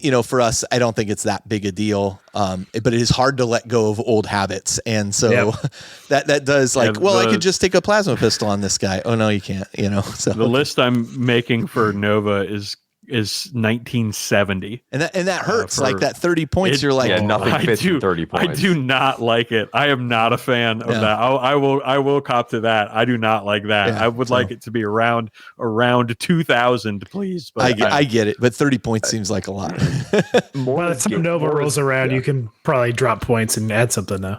Well, maybe we'll get an update in between then and now, but it's still, it does kind of. All right. Well, in the interest of time, let's move on to our next topic, which is the Old World, baby. The Old World is back. What are your thoughts on the release of the Old World so far? Is it what you expected? Are you excited about it? Are either of you embracing it? I have a feeling I know one of you is.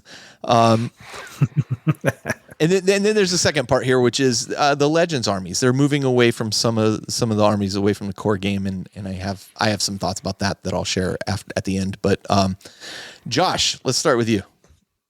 I'm in. You are in.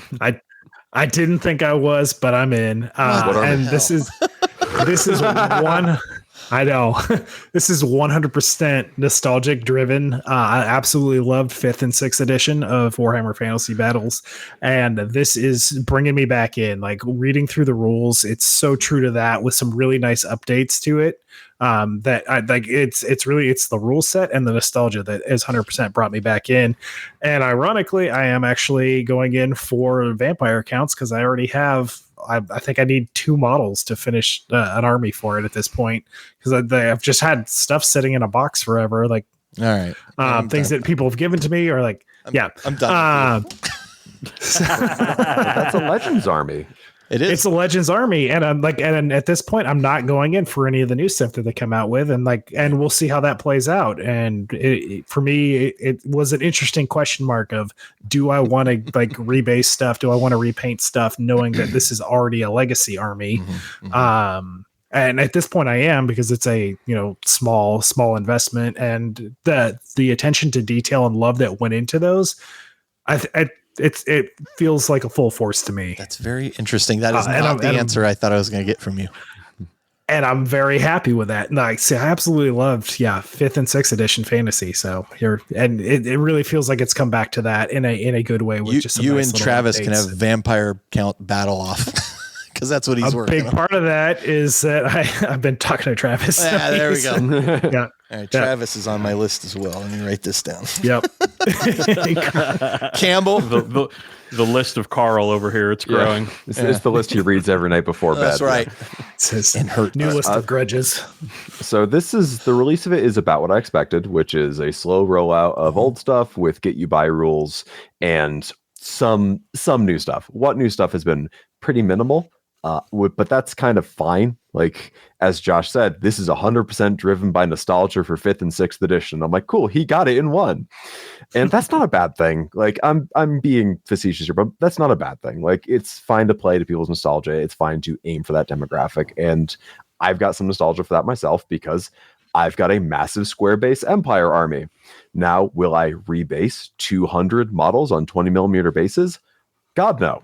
You could pay me enough, but I don't really want to disclose that number on the show right now.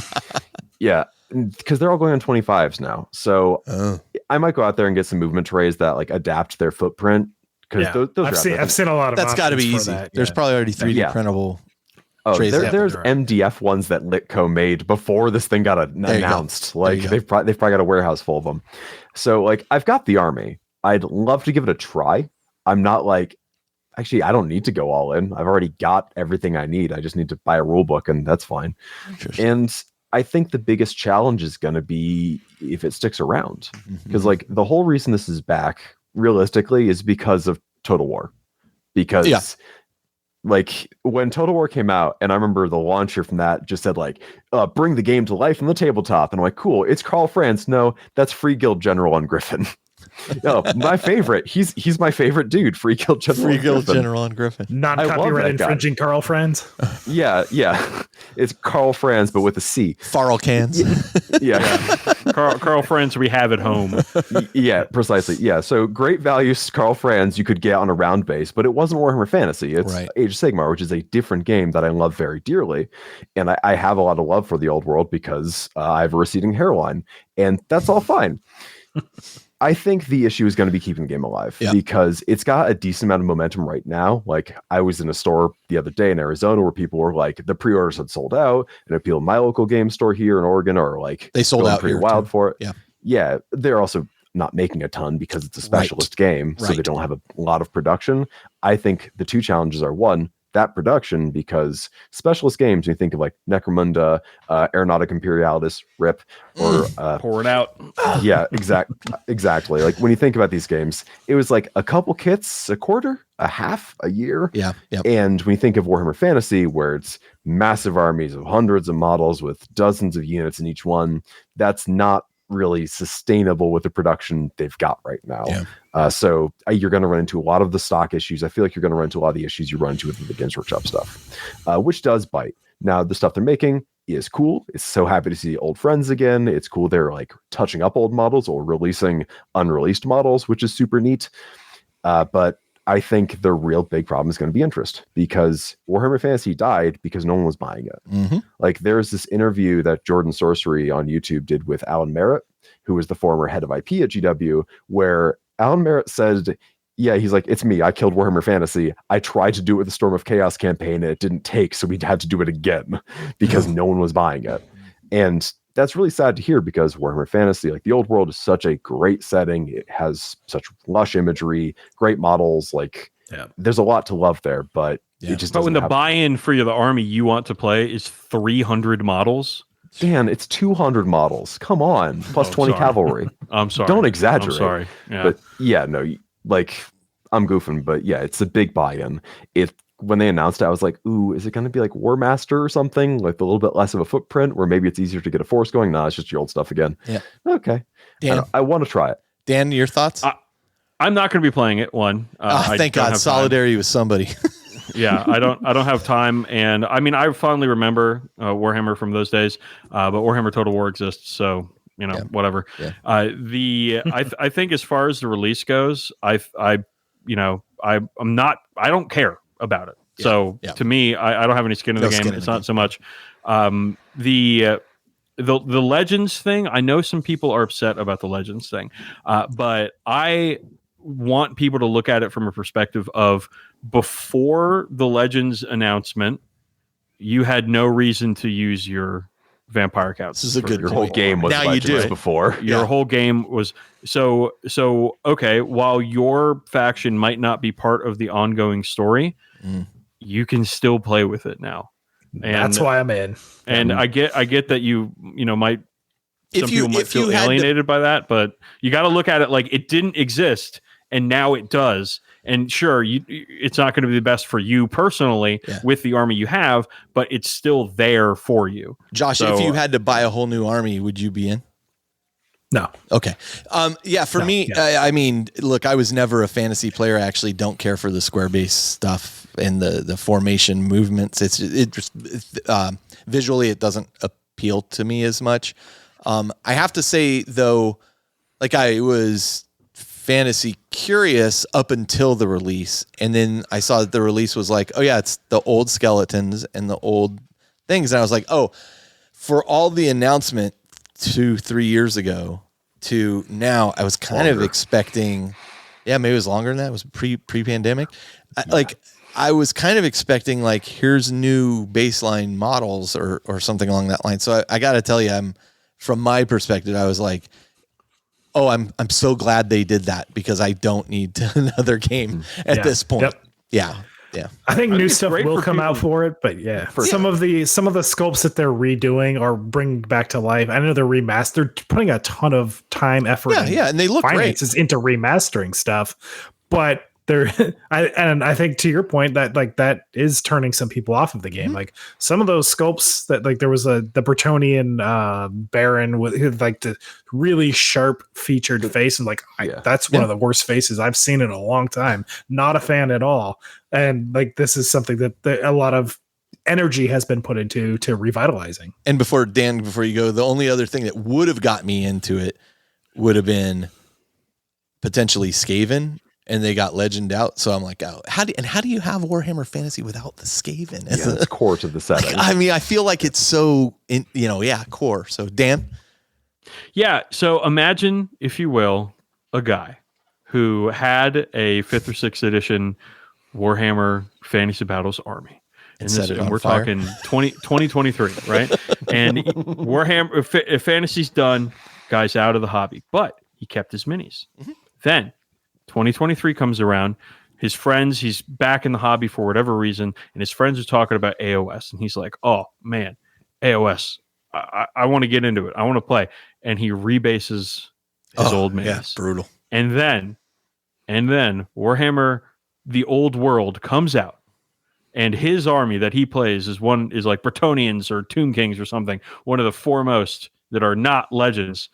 And now he's got to go rebase his miniatures that he rebased back onto square bases. That's a rough situation. I agree. Do you think this guy exists? Because I think he does. Oh, I'm sure. Absolutely. I think he's next going to be the person who burns his army on YouTube. Like this. Yeah. So this is actually my last point too, was I really wish that they stuck with round bases. Because 1, people have rebased their armies. Yeah. 2, it means they don't need to keep making square bases just from a production standpoint. And 3, you can make them work with movement trays. Yeah, absolutely. Song of Ice and Fire does that. Yeah, could have stuck my demons into a tray and played them. Exactly. Yeah.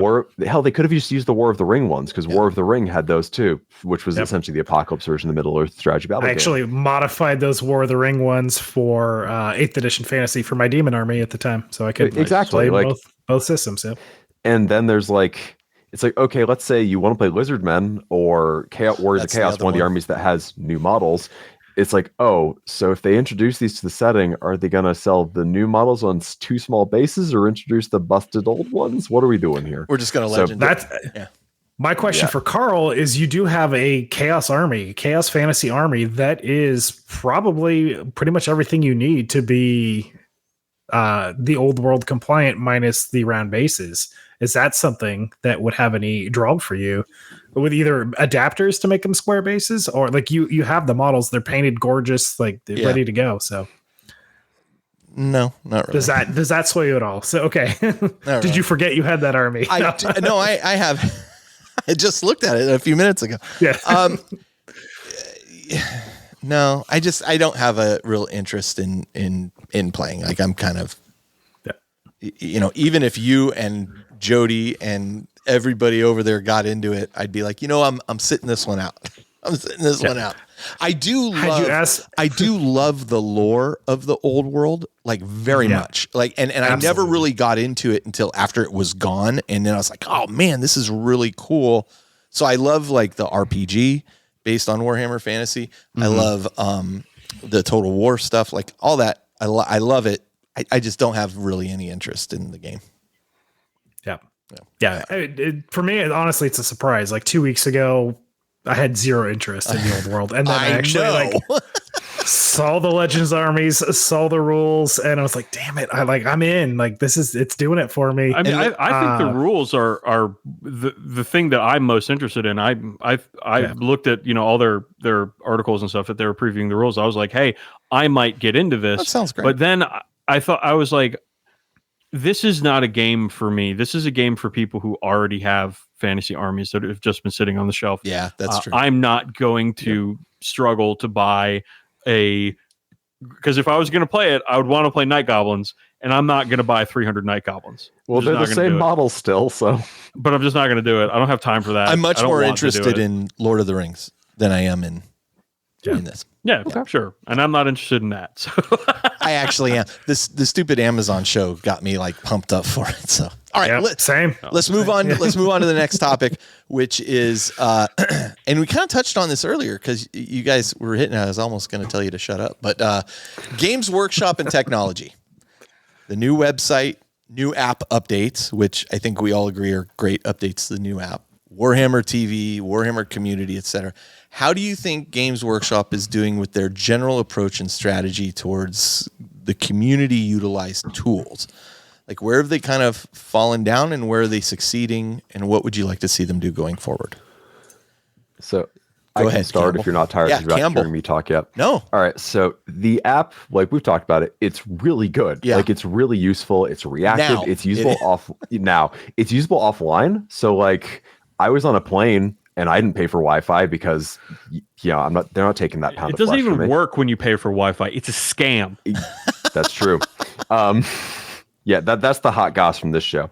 But yeah, like I was able to just build lists and like work out my list for this tournament and so on while I'm just like in the way I would normally just be otherwise killing time on my phone in a place with no service. Like the app works so nicely.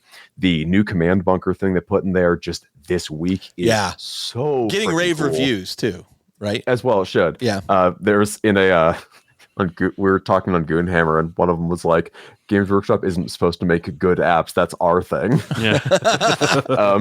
But it's really good. The only place I feel it stumbles is with the paywall. Now, all right, companies need to make money to keep the lights on, yada, yada. All right, that makes sense to me.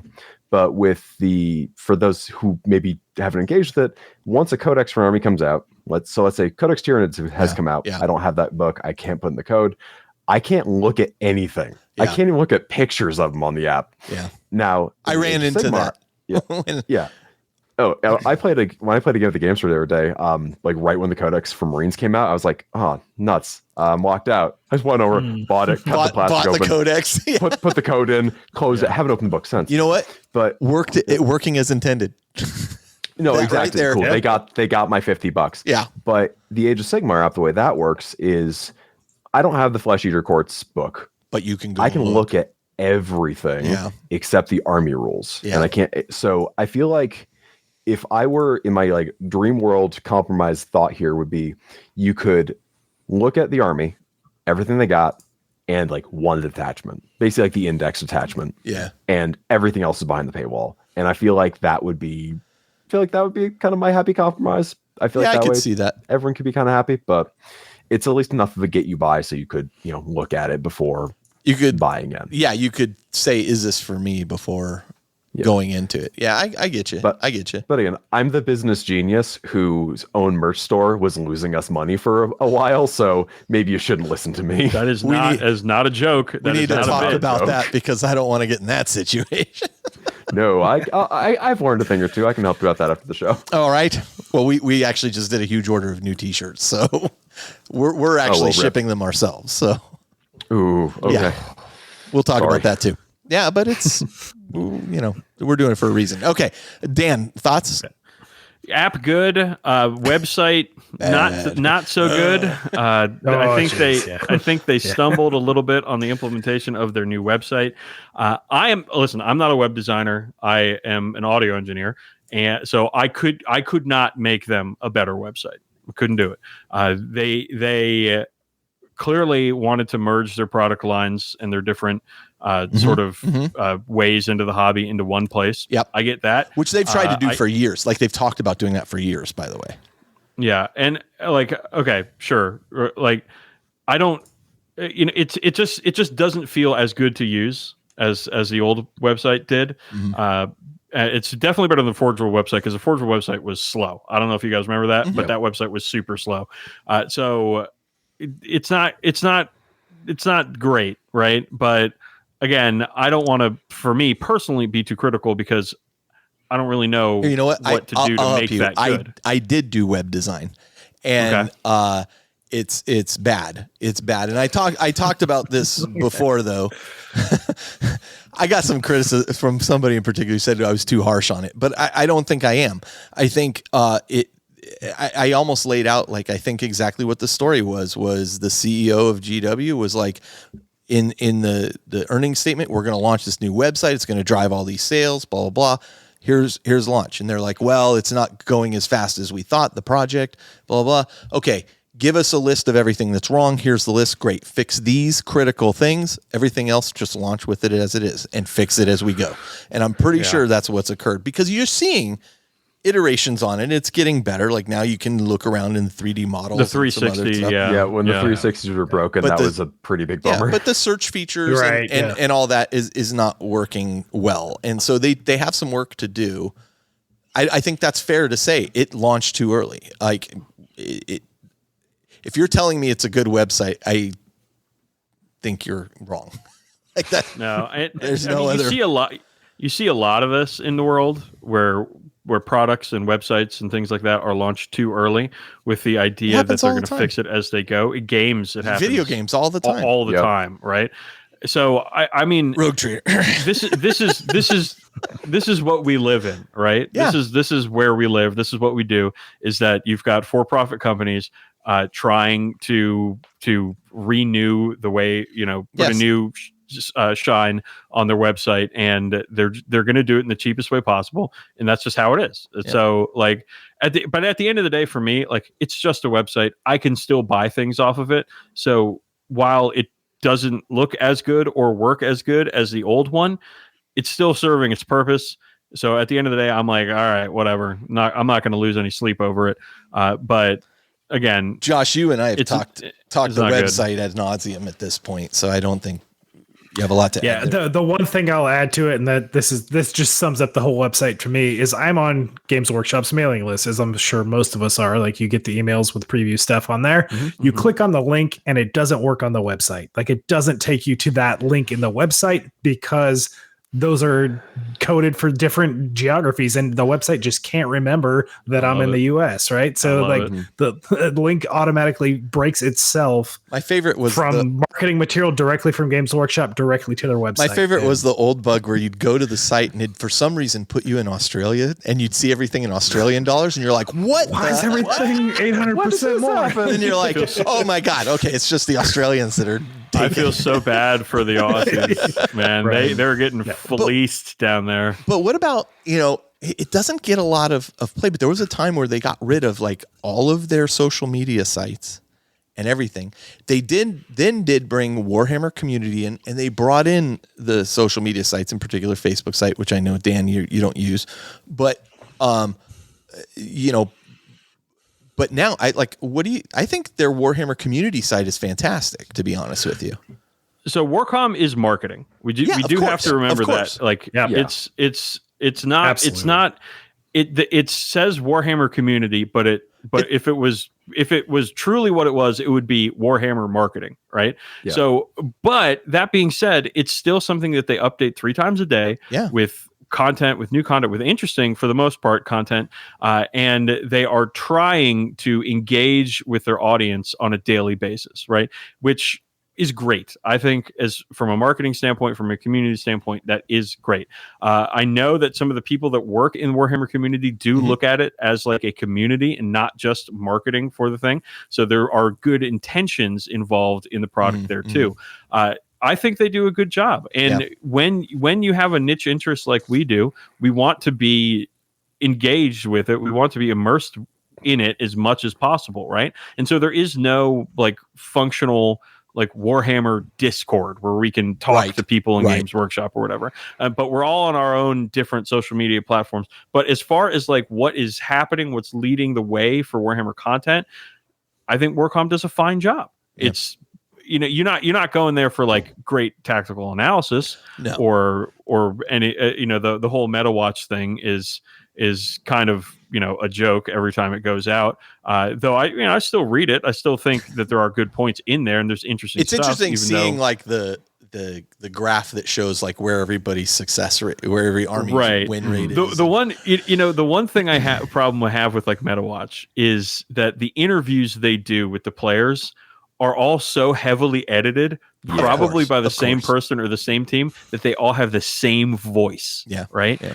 And that does bug me. And I know that they're sanitizing everything everybody says on that show because, you know, at the end of the day, Warhammer is a family product, right? Yeah. Like, don't let the blood and the skulls fool you. You when you like go on like Goonhammer or something and you read interviews with people there where it's their voice, right? And then you get to the extremely sanitized Warcom stuff.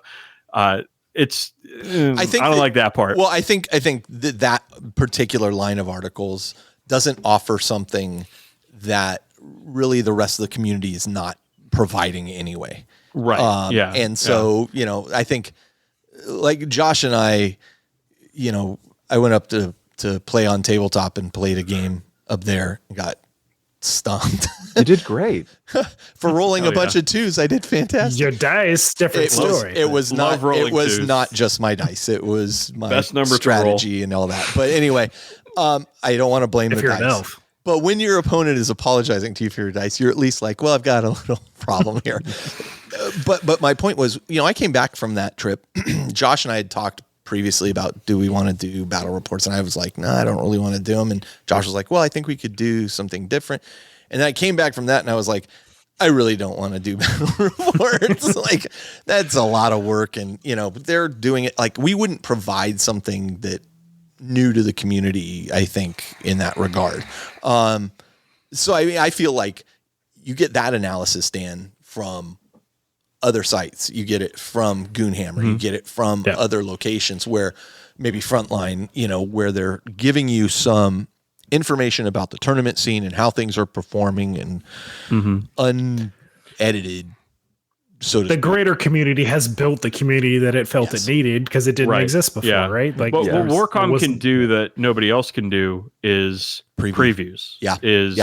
Talking with designers, talking with painters, talking with the people 100%. That the other communities don't have access to. And to their credit, they do that. Yes, very much. So that's what I want from them. You know what? Is the inside information. You know what it's kind of put it into? Inside information. Is for the most part, is like, remember you used to get all those potato photos of like leaks and like, like for the most part, that's a dead approach because Warcom will just like be like, here's what's coming, you know? Which is fine. That's all I wanted to know. Like, here's what's coming. Linked, here it is. I mean, logging into Warcom after a big preview at at Warhammer World or at Nova or at Epticon, it's good. It's like Christmas morning. It's great. Yeah. It's like, oh my god, what are we gonna see this time? Let's get some high resolution photos. How much is this gonna cost me? Yeah, we got LVO. We got LVO coming up this month, and there's gonna be a preview. And boy, howdy, that Thursday morning, I'm going to be pumped. I will tell you what. Center click on Warcom. I'll tell you that much. Dave boys. And Jake and Josh and I kind of talked about that. And after that LVO release, I was like, my wallet's safe for the most part. It's definitely it's the Facebook like marked safe from. It's like marked safe from DEFCON preview. We should make that marked safe from. I think Warcom is like really good at curation and the occasional inside view. Like when they curate, like, here's some paint jobs from around the community, and that actually is, I really like that. And by the way, Campbell, I was excited to see you up there. I called you out on our show for being up there. Like when your model got shown up there, I was very excited for you. When I woke up that morning and my phone's like, how many notifications do I have? No one hits me up. Who's hitting me up at 8 a.m.? Somebody died, or I got featured on the. No. But yeah, and like, I'm not trying to toot my own horn here, but like, I like it when they do that because it's like, okay, cool. I see someone else from Goonhammer up there, and it's like, all right, cool. I saw when they were painting that. It's cool to see it here. Like it's like seeing your friends work in White Dwarf or whatever. Yeah, but then it's like, oh, who's this random community member who I don't know, or who's this YouTuber or nano celebrity micro influencer or whatever who I don't really follow. We've seen Colin Ward up there a number of times. Many times. Oh, yeah. Because he does great work. Yes, he does. Like, I love it for that. And I think when they do have interviews and like the actual like insider design stuff, that is fascinating. Yeah. Because like, think about the Sisters of Battle or the Sigils of Sigmar. Both of those ranges where it was like had a multi-part design diary where they were like, here are some renders early on. Here's kind of the logic behind it. It's actually the same thing I really liked when they did the old Voxcast YouTube podcast thing where they would interview like John Blanche and he would just hang out there and just draw. It was terrible audio, but it was beautiful to watch. Yeah. Or they'd hang out with like Max Fallage and he would talk about why they design transfer sheets the way they do. Like, having that insider information is amazing and is the kind of thing that Warcom is great at showcasing. When it showcases it, I understand you can't do that all the time. Jess Goodwin has stuff to do. Yeah, people are actually working here. Right. I know when they launched it, they're like, we're talking about maybe doing upvotes and community comments and forum threads. And I'm so glad they didn't do that. I don't think it was because we don't need that. The Warhammer Facebook pages are really great when I want to collect content to do dramatic readings of and read their comments in silly voices, because people are absolutely unhinged, like absolutely feral, unhinged. In general, I think people have a very positive response in there. But then every now and then you get somebody. Well, here's the thing. Most people, very positive. Yeah. But the kind of people who are like furiously writing novellas on Facebook comments, they're never going to be positive about anything. They're always going to say something crazy. And on a good day, the Warcom team does a little clap back, and that's always very funny to see. I do find that very funny. Yeah. Yeah. No. All right. Warcom, love it. Well, listen, based on time, let's take a short break. We're going to come back, and then Josh, you'll get to lead the second part of the discussion here.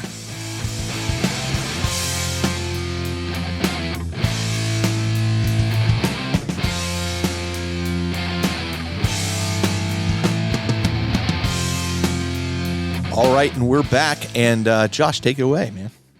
Yeah, so we're going to kick off the next topic here, and this is we've touched on this a little bit. Hold on, Dan's was that grip or rip? Hell yeah, dog. A little bit of grip, a little bit of rip. Let's go, baby. A little column B. All right. Well, we're going to start with Dan with this one for gripping and ripping freshly here. But knowing that point changes are coming every few months with the balance, data slate updates, etc., is this affecting your hobby at all? Are you not playing games before an update drops, knowing that things are going to change, or is it making harder for you to plan out your hobby? Like if you're building towards a list, knowing that the list is going to be modified, anything like that. Let's hear your thoughts here, Dan. Hell yeah, Carl. I saw that coming, Carl. Let that breathe. Asahi. Japanese. There you go. Ooh, Japanese. dry lager. There you go. Yeah. Okay, so the answer to that, does it change how I hobby? No, because I am first and foremost a paint what is cool to me hobbyist, right? So the stuff that I want to play with is the stuff that I'm going to play with. I'll figure out a way to get Shrike into any list. All right. I know he's not the best, but he's going to be in there and he's going to be the warlord because that's how I play. Right. So no. I mean, I just planned out my Nova list, and that's, what is it? February now? That's 7 or 8 months away. Right. So I'm not changing what my plans are because of points updates and stuff. If things get updated, I'll roll with it. I've got a backlog of things that I can throw into the army if I need to. I mean, I have entire cases full of display cases full of models to use for this. So no, it's not. I'm not going to change that. Am I going to not play a game before changes are about to drop? Absolutely not. Listen, I have a very young child, okay? I can't get away to play games. I have to schedule things in advance for the most part. So if I schedule a game, believe me, brother, I'm playing that game, all right? It's happening. Yeah, and if points changes are going to drop tomorrow, so be it, right? That's just how it is. So no, for me, it's just moving forward with this, painting the stuff I want to paint, playing when I can, and just keeping it going. And if things change, things change. Fortunately, for so far in 10th, things haven't been like crazy changes. We haven't seen anything go nuts, right? I mean, biggest changes I think we saw were Eldar. Yeah, we saw some pretty big shifts. Right. Well, I mean, which deservedly, which were good changes. Fully deserved. Could go harder, honestly. But like, it's not like I'm rolling up and then like suddenly my army doesn't work. Right. It hasn't worked like that. So no, for me, I'm still moving forward. Fantastic. What about you, Campbell? Planning is for chumps. Like, just vibe with it. Yeah. We're in a living game. Things are going to change every 6 months, not every 3 months at this point. So every 6 months generally, which is good. Like 3 months is too fast. 6 months feels just right. 4 years feels too long. Yeah. I mean, I remember 10 years, Dark Eldar and Necrons. And I'm telling you, 10 years. So the people who have joined from like 7th edition on, you have no idea. They don't know. They don't know how bad it was. Yeah, you joined before the fire hose. Spring child. Yeah, right. But like, good rules come and go, but good models are forever.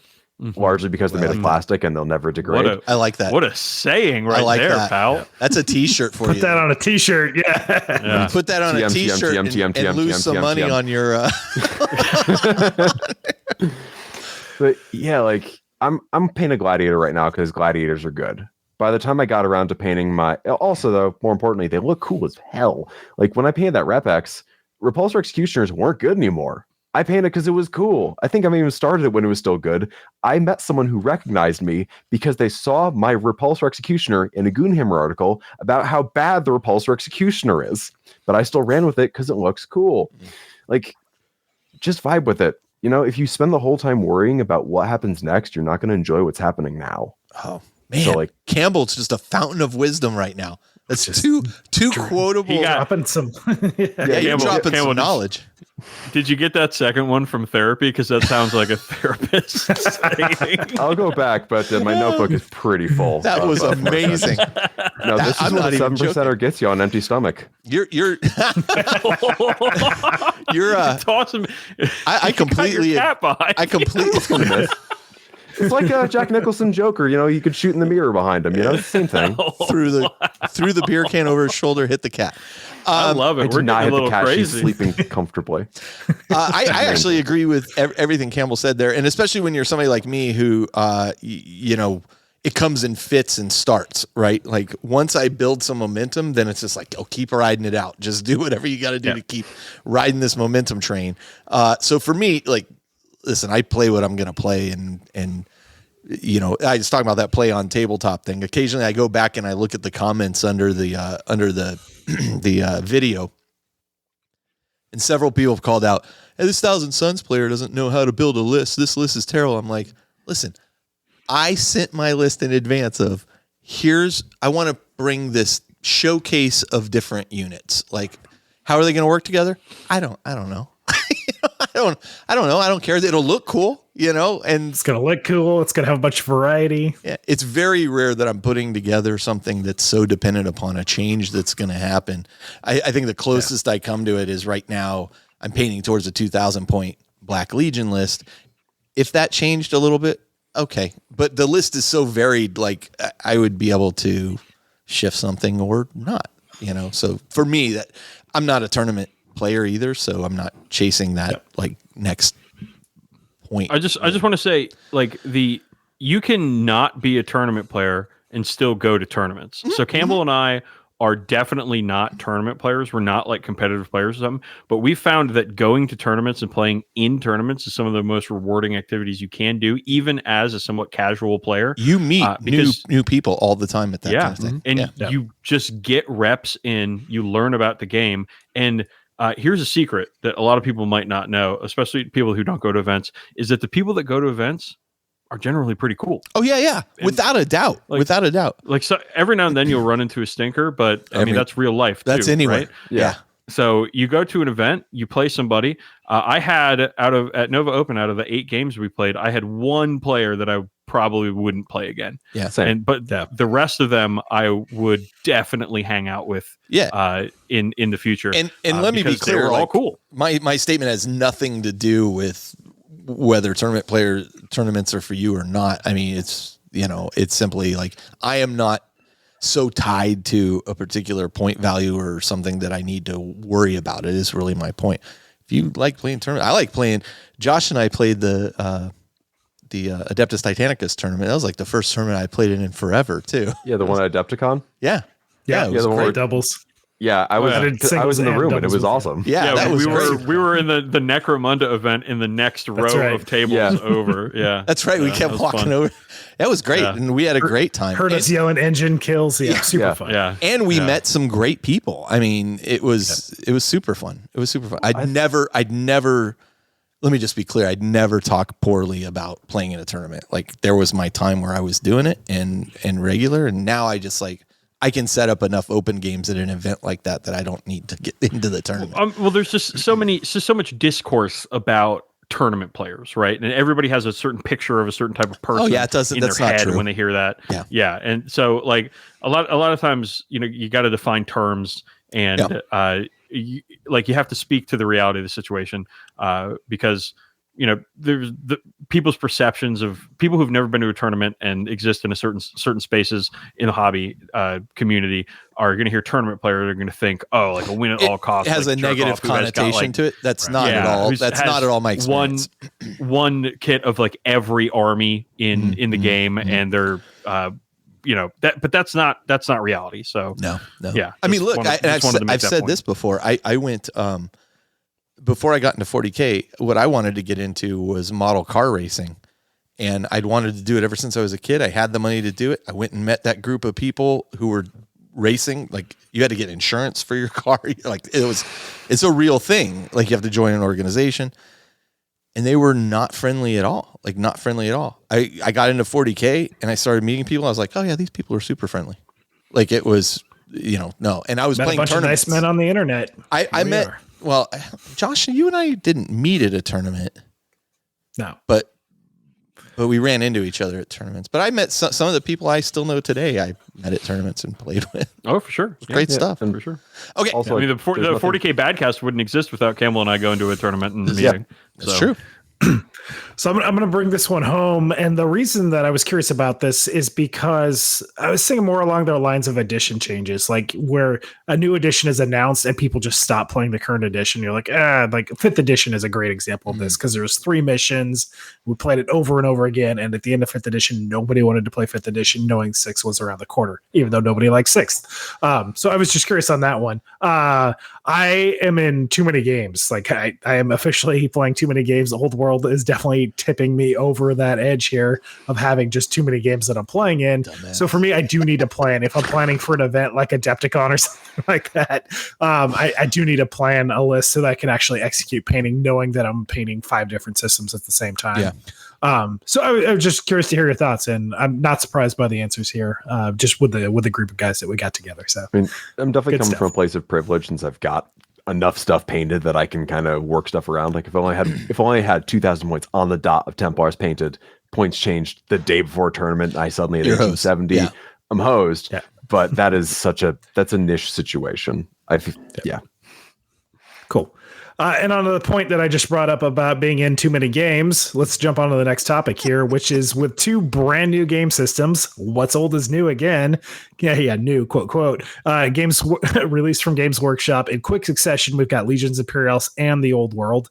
It is actually impossible to keep up with all the releases across every system.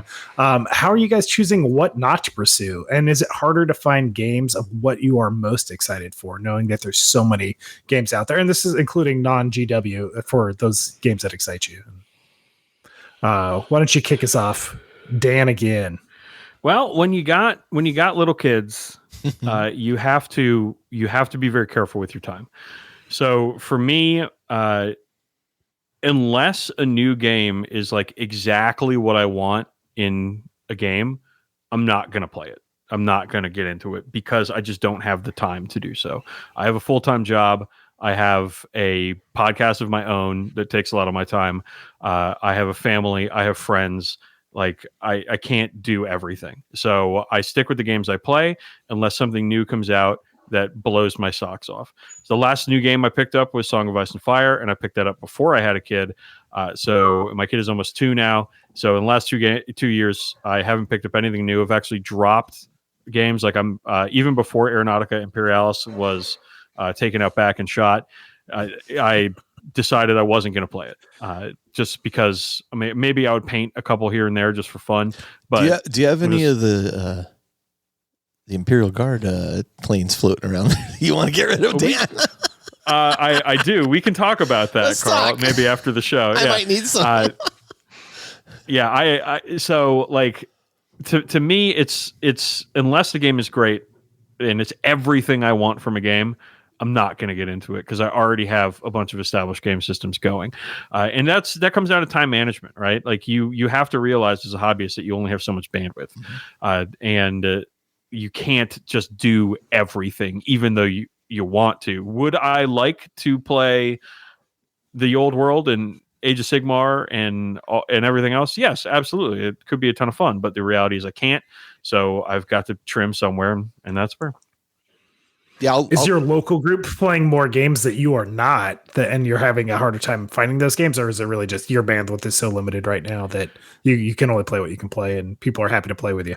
As a Z-list podcast celebrity, Josh, as you probably well know at this point, my local group kind of is. I just know enough people that I can get a game of what I want to play, like pretty much at will, right? So, like if I want to play Blood Bowl, I know a ton of people that play Blood Bowl. If I want to play Song of Ice and Fire, I know a bunch of people that play that. If I want to play 40K, I know a bajillion people that play 40K. So and this is obviously coming from a place of privilege for sure, but like my local game group there's not really that. I also live in a major metropolitan area. There's like 6 million people here in the DC area. So like, and there's a lot of people that play games, right? So that's not my reality, having a local game group that I rely on to play certain games.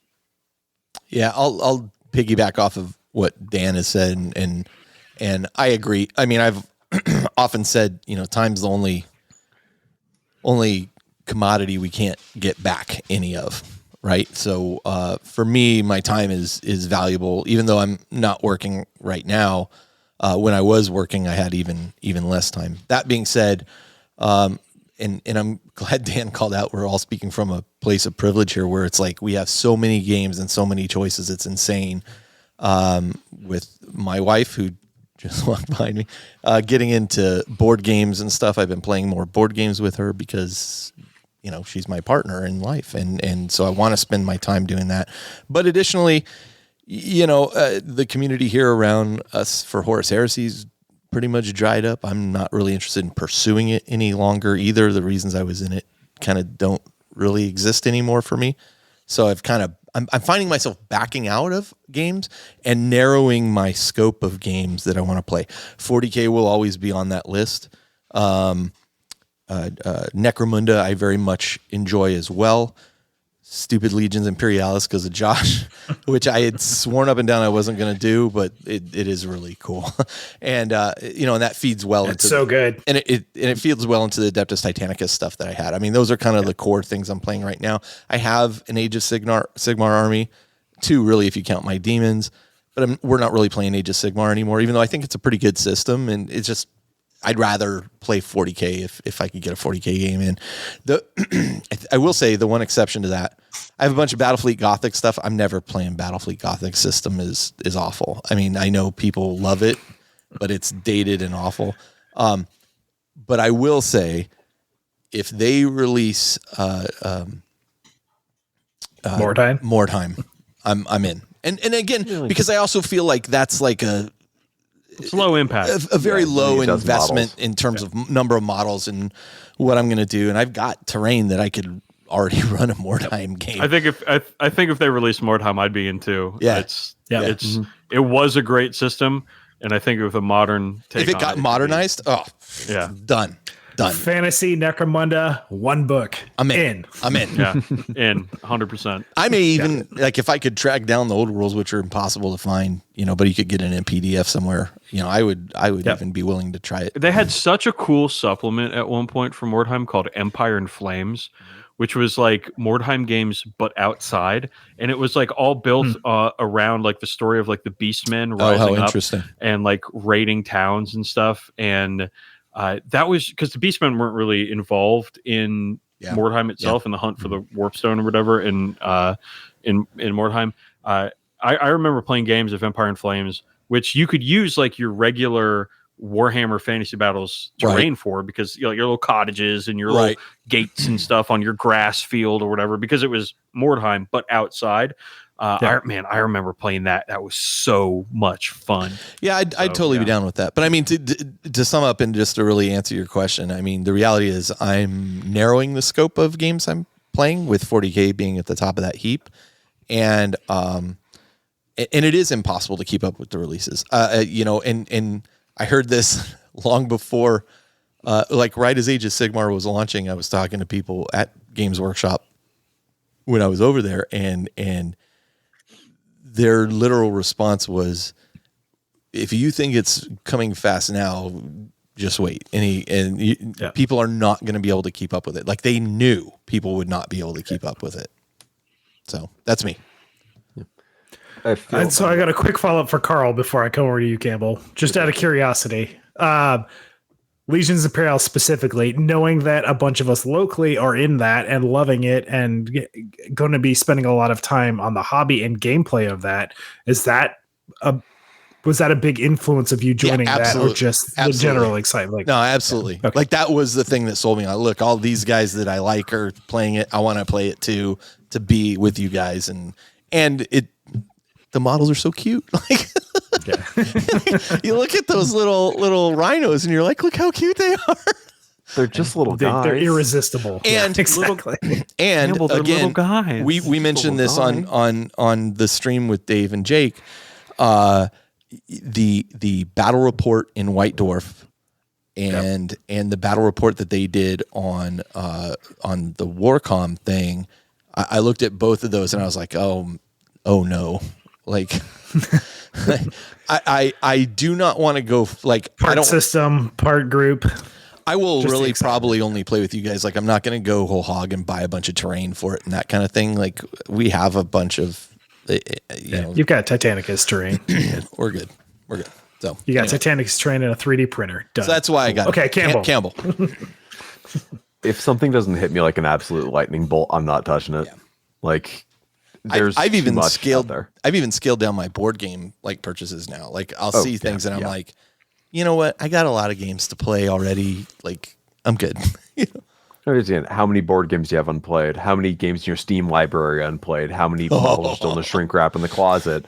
Like, I don't mean to introduce this existential threat to all of you, but why would you bring any of this up, Campbell? Yeah, right. Hit me right in the feels.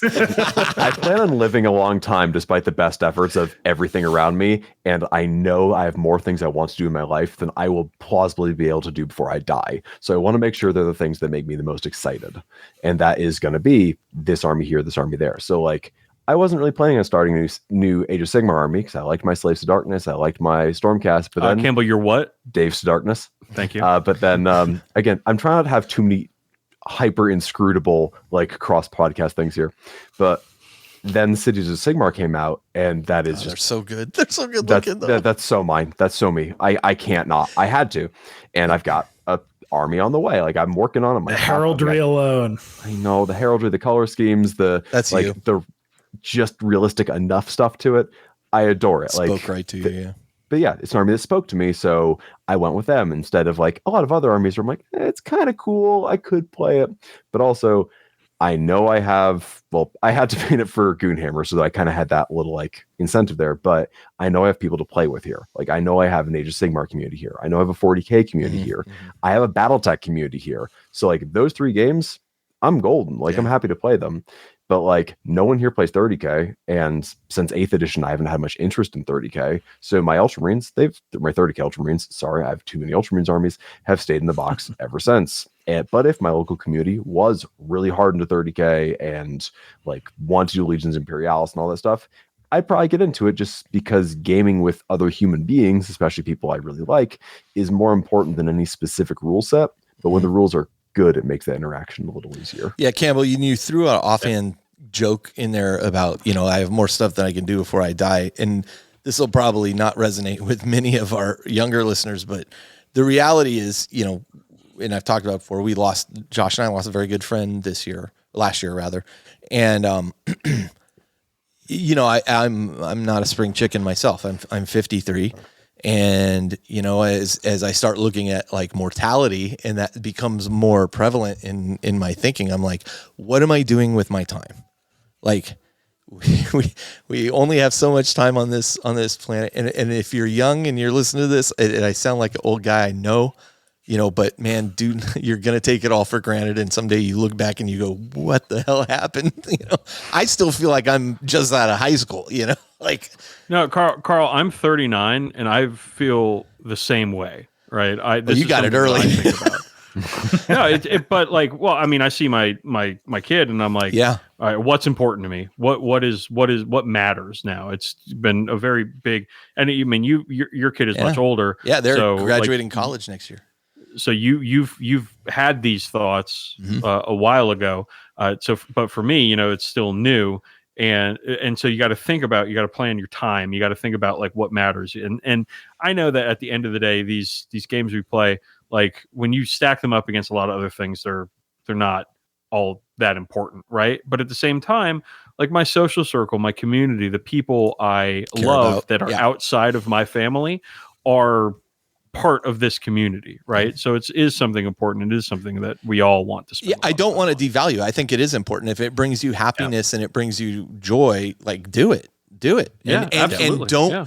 And do it unabashedly. Like do not apologize for it. Like, I know people that are like, oh, I can't let people know at work that I'm a closeted nerd or something, and I'm like, man, I don't care. I let my turn 30. You won't care anymore. I'm in Silicon Valley. Yeah. It doesn't matter. As soon as the funny thing is when you are actually open about like gaming and all this stuff, people actually ask you questions about it. Oh yeah. People ask you questions and you can like make new friends and find and get people into it. We threw a belated don't hide yourself. We threw a belated 50th birthday party here at my house. I had a real mix of people like George Costanza's in Seinfeld. Words are colliding, Jerry. I had people from work. I had our neighbors over. We had my close gaming friends. I had other friends. Everybody kind of came over. And even the people at work who knew I was like in this was some of the first times like they were at my house and they came into the game room and people were like, oh, well, let me show you what Carl does. And I'm drunk. Like I'm in another part of the house drunk.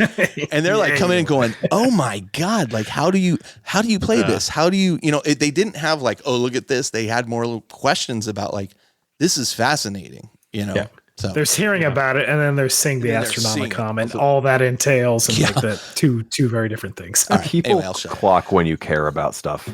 Yes, yeah. Yes, for sure. Yeah. If you're passionate about something and people care about you, like they want to know more about it. Yep, passion plays absolutely. Cool. There's another T-shirt for Campbel. We gotta get Campbell a bunch of message T-shirts. Remember those message memes that were back? Yeah, we gotta get a bunch of those. Yep. All right. With cats and inspirational quotes. Yeah, love it. Okay.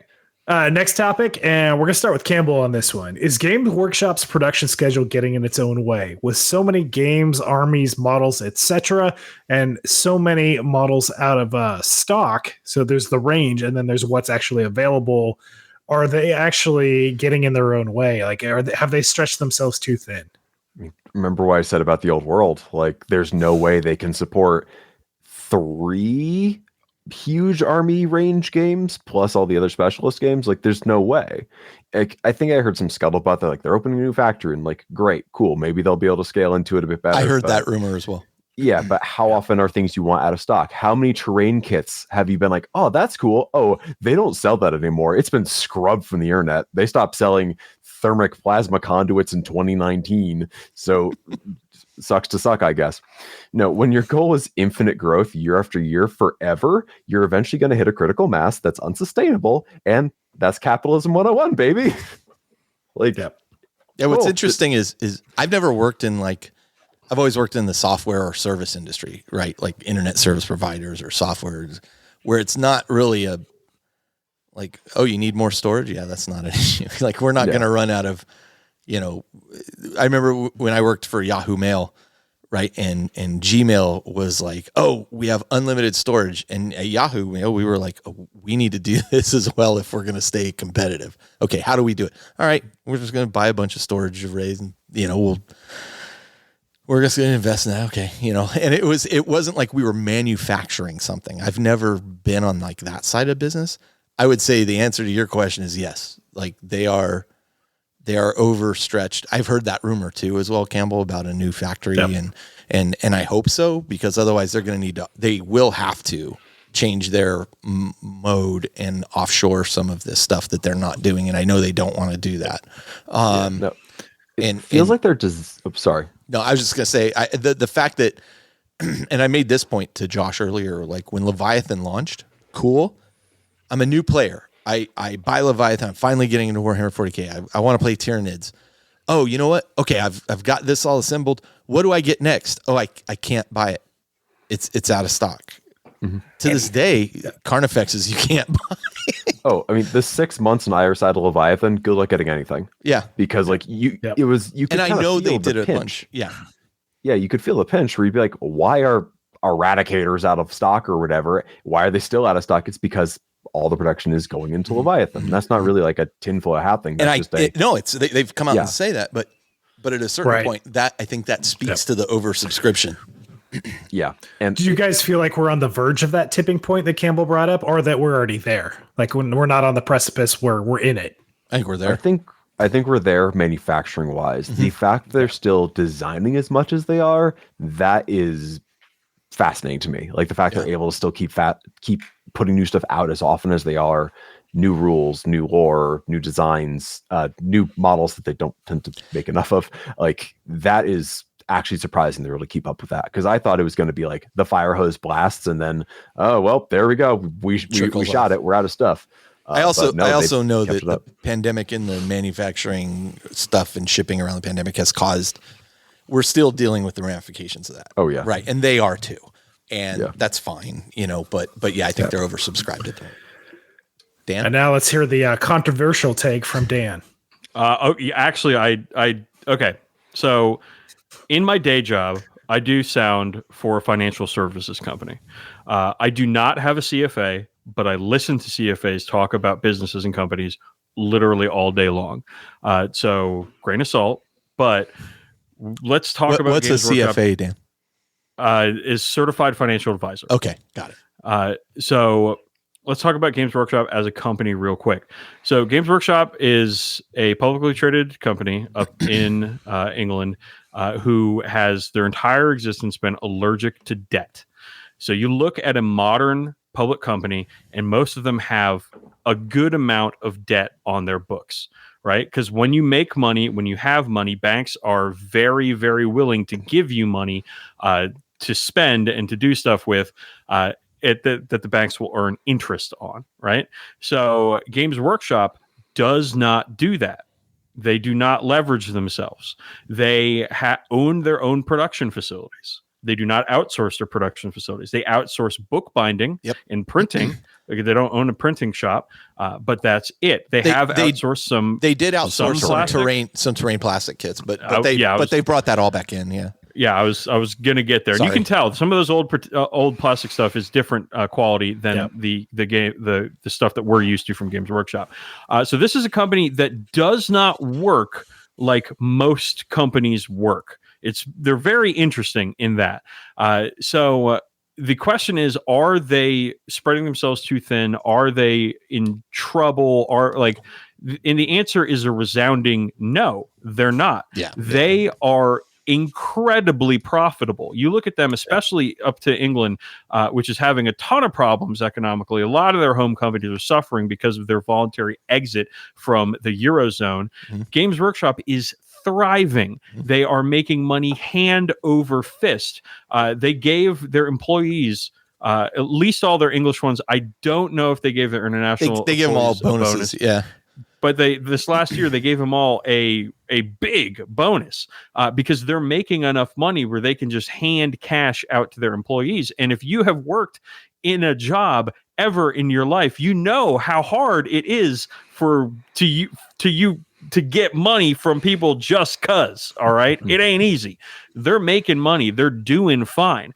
Oh, like, sure, there are shortages, like Land Raiders still out of stock. There are shortages for some of their stuff, but like they are on a production schedule. So at one point in the last 3 months or so, I did get an email in the inbox about Land Raiders coming back in stock.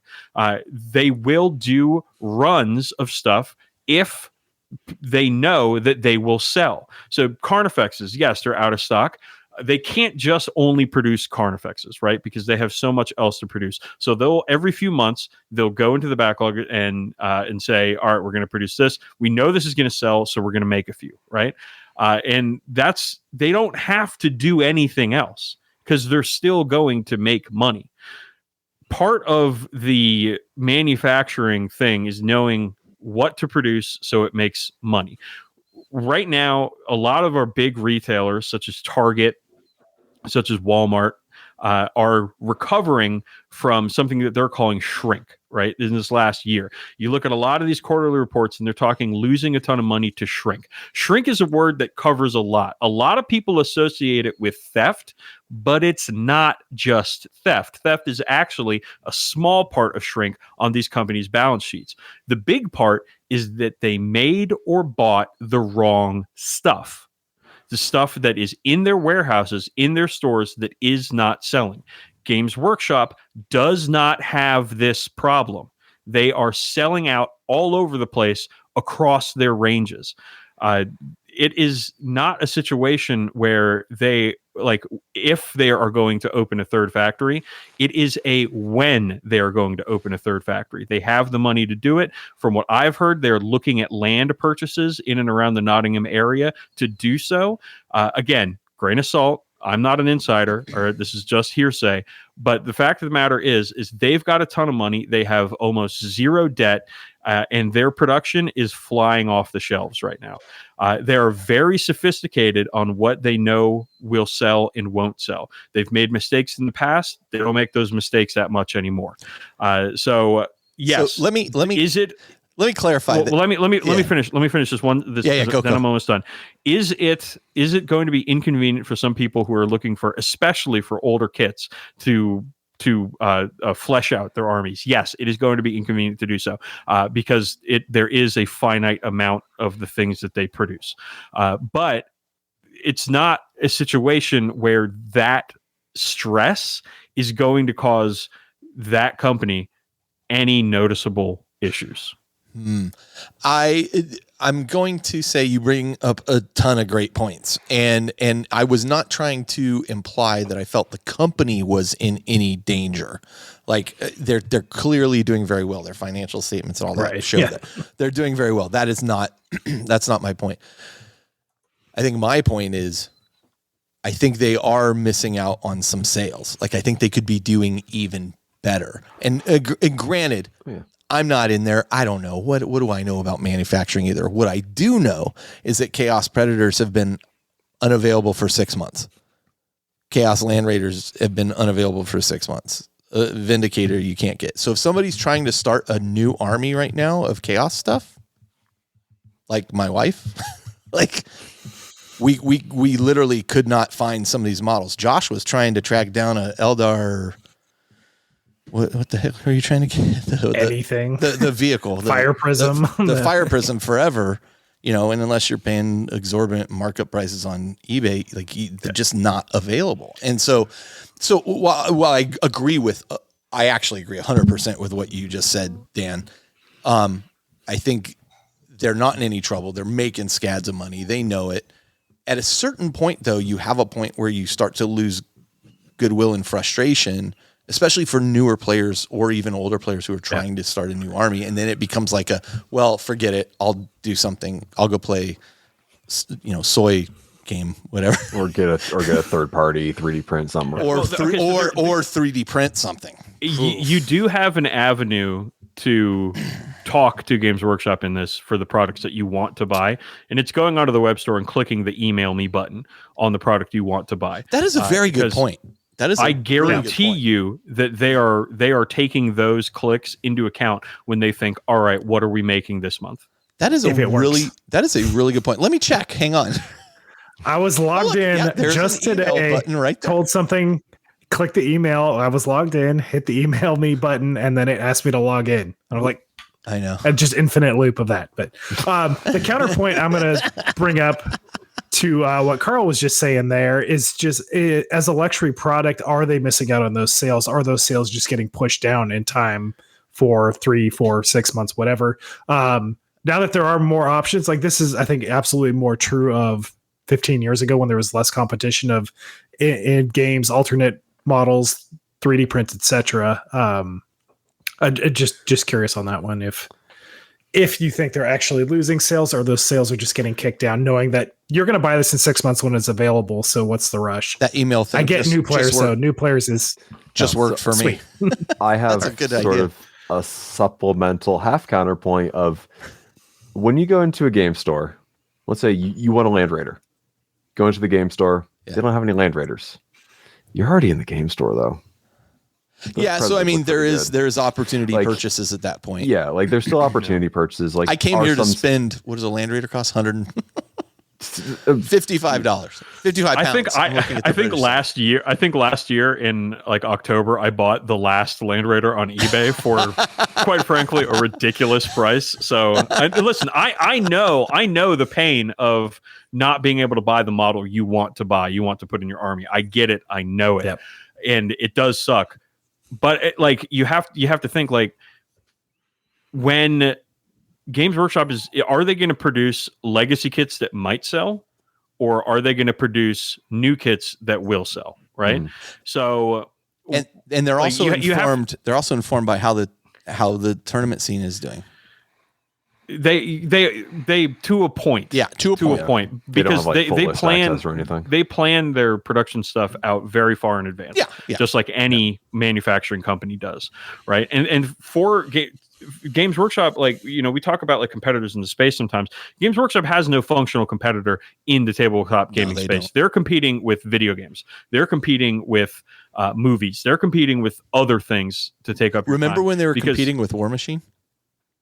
No, I don't, because they never were. No. Right? But that was like the potential up and comer, and it's gone. Games Workshop's like the NFL. Yeah. Right? Yeah. Like the UFL is new and is spinning up this spring or whatever. And I'm sure there's a ton of your listeners that have literally never heard of the UFL. And honestly, you don't need to know anything about it. Though.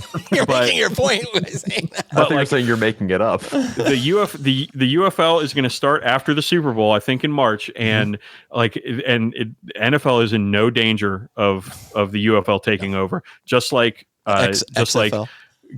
Games Workshop is in no danger of Cool Mini or not taking over. No, right? Absolutely not. So their Games Workshop they're beholden to shareholders and they're going to make money. That's what they're going to do. Right. So if Carnifexes, if Land Raiders, if that stuff, if they're, they bring those back and they're going to sell 1,000 of each, right, to the gamers that have been waiting however many months to buy them. Okay, that's fine. But in the meantime, they're going to be pushing out new products. And I'm not listen, this is not an emotional thing. This is how it works. This is fascinating. But for Games Workshop, are they stretching themselves too thin? I don't think so. They're at max capacity. And they're going to grow. It's just, it's inevitable. Well, they're reducing their SKUs. I mean, they've removed models specifically, I think, to reduce the number of SKUs they had, right? SKUs being the number. Yeah, the product numbers. Right. Yeah. Which is good. Like trimming stuff that doesn't sell or doesn't sell well or whatever. Like that's good for a company because it's less overhead at that point. Yeah. It's less storage. It's less manufacturing. It's less. It's just less money that they have to spend on upkeeping that stuff. So if you want something from Games Workshop, if you want a product, the best thing you can do is click that email me button and you will get an email about it. But I got an email about Land Raiders, I want to say month and a half ago, after I had gone to eBay and already bought it because I wanted it that bad. Right. So that system does work and it does inform them on what to make. And you will have to wait for it, but you don't have another option. The interesting thing is it probably builds up to a degree some kind of urgency to buy those things too when they come out, and then you run into Yeah, so tell your friends. If you want a certain product, tell your friends to click that shit too. Click that stuff too. Go scalp some Carnifexes. $300 a piece on eBay. 9 of them for your friends. All right. I mean, great whole scalping. The whole scalping thing is kind of depressing, but it's what we deal with the secondary market with eBay and Facebook Marketplace and stuff. Like that's some great. That's the reality we live in. There's some points I hadn't considered. That's good stuff. Great insights there. Good stuff. So let's bring this home with the next topic here. Last question. This is kind of a follow-up to question 2, which was about the 10th edition release. So how do you think 40K 10th edition is being received across the greater player communities? Is the excitement for the game still there in your local areas and or corners of the internet? And who is the most vocal about this? Is it casual gamers, tournament players, etc.? And part of the reason I bring this up is because locally there are so many of us playing in so many different games right now. Legions Imperialis, Necromunda, Old World, 40K, Age of Sigmar, etc. Locally, we're just being pulled in so many different directions that I'm actually not hearing a lot of excitement for 40K itself. So I'm really curious to hear from you guys. So let's kick off with Campbell on this one. I have heard excitement from every corner of the community I can really think of. Most of the people I hear kind of decrying 10th edition are the people who wouldn't be happy if you gave them a free puppy and a crisp $100 bill. Like, and you know, that's fine. Like, you don't have to love everything. But there were people like, there's a person or two in my local community who was like, they wrote their own homebrew rules, which is just 5th edition again, which is like, okay, that's all you ever wanted. You only ever want 5th edition, and that's fine. You can like that, have fun with it. But bring Fearless back. Oh God, Fearless. Anyway, don't even. Yeah. But the excitement I felt come from people has been at pretty much every end of every part of the community. Like, I play in a very mixed group of people where, aside from that one guy, it's a mix of competitive players, it's a mix of narrative players, people who just play on Wednesdays to get away from, you know, the family for a night or whatever. Like, the whole shebang, and all of them are really engaged with 10th edition. They're reading like the paratextual material out there, such as Warcom, Goonhammer, and so on. They're keeping up with the FAQs. They're excited when new stuff comes out. They're the people who are just like, oh my God, guys, look at this new thing that's coming out. And they're linking to a screenshot off Reddit where I'm just like, just go to Warcom. It's all there. But you've got the whole gamut here. I've got like people like Dan and I hang out with like Scott and so on, who are really keyed into the tournament scene, who are pretty jazzed about it. Yeah. I've got friends out in Jersey who are this little enclave of hyper casual beer hammer players who basically feel like the game dropped off after Index Hammer and 8th. And they're so stoked about 10th that they went to Nova last year. Wow. And they're going again this year. Awesome. Because it's just that playable. Like, there is this competitive sort of air about it for sure, with things like meta watch and tournament win rates and so on. Like, it's a really good competitive game right now. I'll just be straight up. But that isn't the whole thing, and a lot of people are well aware of that. Interesting. So I feel that the clarity of the rules, the consolidation of all the updates, FAQs, and so on, just the general accessibility of the app, it's a very welcoming play experience. And yeah, I've met some people who don't like it very much. Most of them are complaining very loudly because they're getting crushed. But still, most people I've listen, met it was just that one time.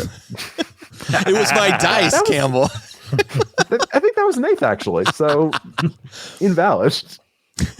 But yeah, like I found very positive reactions across the whole community.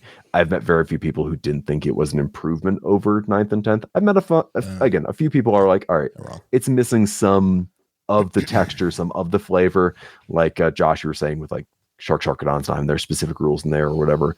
But I feel like a lot of other people probably feel similarly, that some of that texture is sanded off for a much smoother, more even experience for all involved. Yeah.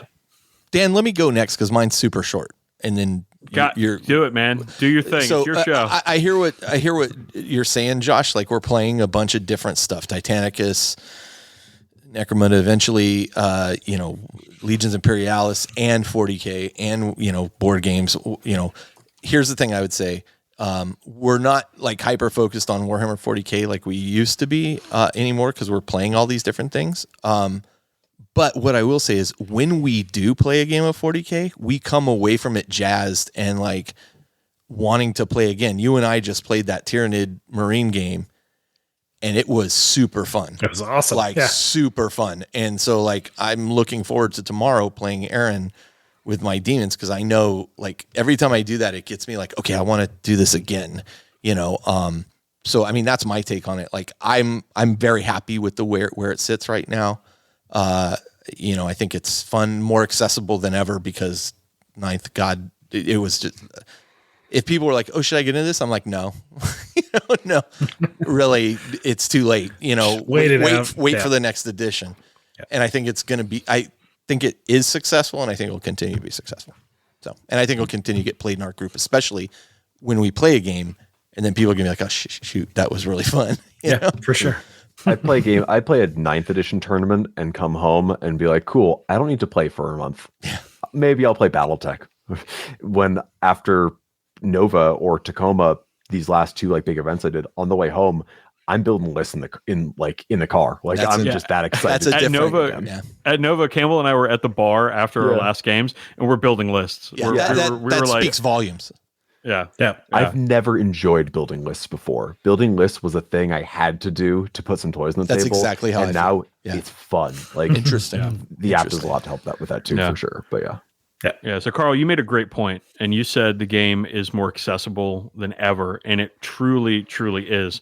With the technology integrated, with the ease of the rules, and the low levels of bloat that exist right now for your rules, like it is easier than ever to get a list going, to play a game, and to learn and understand what's happening in the game. And I think that translates all across the player base, right? You've got casual players who just want to play with their favorite models in their garage over some beers with their friends, having a great time. And you've got tournament players who are able to deal with a ton of data and find out exactly what's working the best and what combo works the best and what matchup is the best and everything. And they're all doing it at the same time in the same game. I think that right now we're seeing a true renaissance of tabletop gaming. Every big event is bigger than every event before it right now. This time at Nova, it was the largest Nova GT it has ever been. At LVO, largest LVO GT it has ever been. Adepticon's weird with 40K, so it might not be the same at Adepticon. But Adepticon itself is bigger than it's ever been. Right, because bigger than it's ever been. Yeah. I couldn't get into the hotel for the first time in a long time. Same. For Adepticon, I'm in the satellite hotel, which is fine because that's where the soy games are, and I'm playing 2 days of that. So whatever. I'm a winner, it turns out. Who would have thought? But like every event is growing. Right. You look at the GW events for their GTs or whatever. People are going to those. Those events didn't exist 4 years ago, and now people I'm not sure they're selling out. I don't think they're selling out, but you're still getting hundreds of players going to each one of those, right? And those are new events in the continuum. They're doing an old world event. Did you know that? Yeah, I did not know that. That's fantastic news. Isn't that interesting? Oh, wow. Like. There has never been as much enthusiasm for tabletop gaming as there is right now. And you can really feel it in the 40K community. I have been struggling to play 40K because of my, young kid at home and only have a couple hours a night to mess around and do my own thing. And so a whole 40K game has not been in the cards. But with this last update, I am on the app constantly reading rules, doing points, making lists, just doing this stuff. I am back in. I am fully dragged back in. And in my area, there's tons of players who are just as hyped as I am to play 40K. That's awesome. So yes, while there are a ton of choices out there for gamers who want to play different games, and that's great. I love the fact that there's a bajillion games you can play right now, a bajillion tabletop games that are outside of the remit of Games Workshop. I think that's fantastic. I think that's healthy. I think that's good. And I think that while Games Workshop doesn't have any true competitors in the war game space, they can still learn from those games. And the more people that are playing those games, the better Games Workshop games will get. Yep. So learn from the design, especially. So I think that we are in a true renaissance right now. I think we're luckier than we've ever been. The game is good. The game is fun. It is lightweight. It is easy. Okay, lightweight as lightweight as it gets, right? Asterisk. But it's never been better than it is right now. And I'm as excited about it now as I was when 8th edition first launched. When 8th edition first launched, I was super into it. I mean, the re-indexing of 8th was just such a great watershed. It was smart, right? Like it was it was so much fun. I remember Nova that year, 2017, was the first big event with the re-index. I do remember that. Yeah. Yep. And Campbell and I were doing the narrative at Nova, and oh man, that was such a fun time. Yeah. Everybody was on the same page basically, because you had your index and you had 3 strats, and it was go baby go. Yeah. Like it was so much fun. And you come into 10th with another re-index, and again, Nova was great. Nova's the next big thing after the release of 10th, and you've got everybody's on index. Everybody's at except Eldar players. They're playing a different, better one game. Extreme outlier. Yeah, good for them. We love you. They Eldar keep shifting players. them down. But everybody's playing that index game, and you could. The excitement was palpable, right? Mm. And so the codexes have been coming out, and no codex so far has broken the game, which, I mean, that's a first. It's a surprise, right, honestly. Yeah. Last the Marine Codex came out in 8th, and Marines were the best by a country mile. They were the best faction of the game, right? Whereas now we have 4 or 5 codexes out for 10th, and there's no real runaway from that. People are saying that Necrons are on the cusp of unbeatable right now, but hear that, Josh? I don't know about that. Give them to me. I'll play them. I'll show you how they get beat. I've done well with them. None of us and most of our listeners, if not all of our listeners, for both our respective shows, don't play in those circles where there's like unbeatable combos and stuff like that. Right. Yeah. Because for most people, they don't exist. And while you can read Goonhammer and you can read the other websites and stuff and learn about these fantastic combos and these unbeatable lists and who's winning the terms or whatever, and that stuff is always going to get the most attention, of course, because it's like sports, right? You want to know the winners, you want to know who's doing the best, right? But for most of us, we're casual, sometimes players of this game, and we're just trying to have a good time. And in 10th edition, it's easier than ever to do that. So I'm very clearly very bullish on 10th. No, I'm glad making sure everybody at the table's having fun too, not just I'm going to have fun crushing you. Like, right, and it's so easy to share lists. Like if Josh and I are going to play a game and I'm like, hey, this is what I'm bringing, and I can just text it to you. I can copy paste on my app and text it over to you, and you can read my list and think, oh, I was going to pick these guys. Hard counter, perfect. Right. You can get all your hard counters out there, and or we can like engineer. You know, we talk about this on the Badcast quite a bit. Is like there's the conversation you get when you have when you get to the table. Yeah. Right. Especially if you don't know who you're playing, where it's like is this going to be like a win at all costs game? Is this going to be a casual game? Like, what are we doing here? What's going on?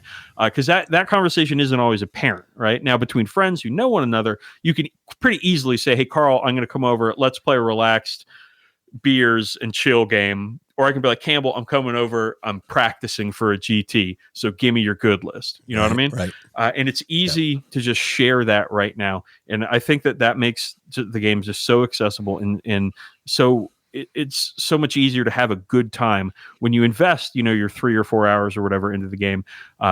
It's better than it ever has been.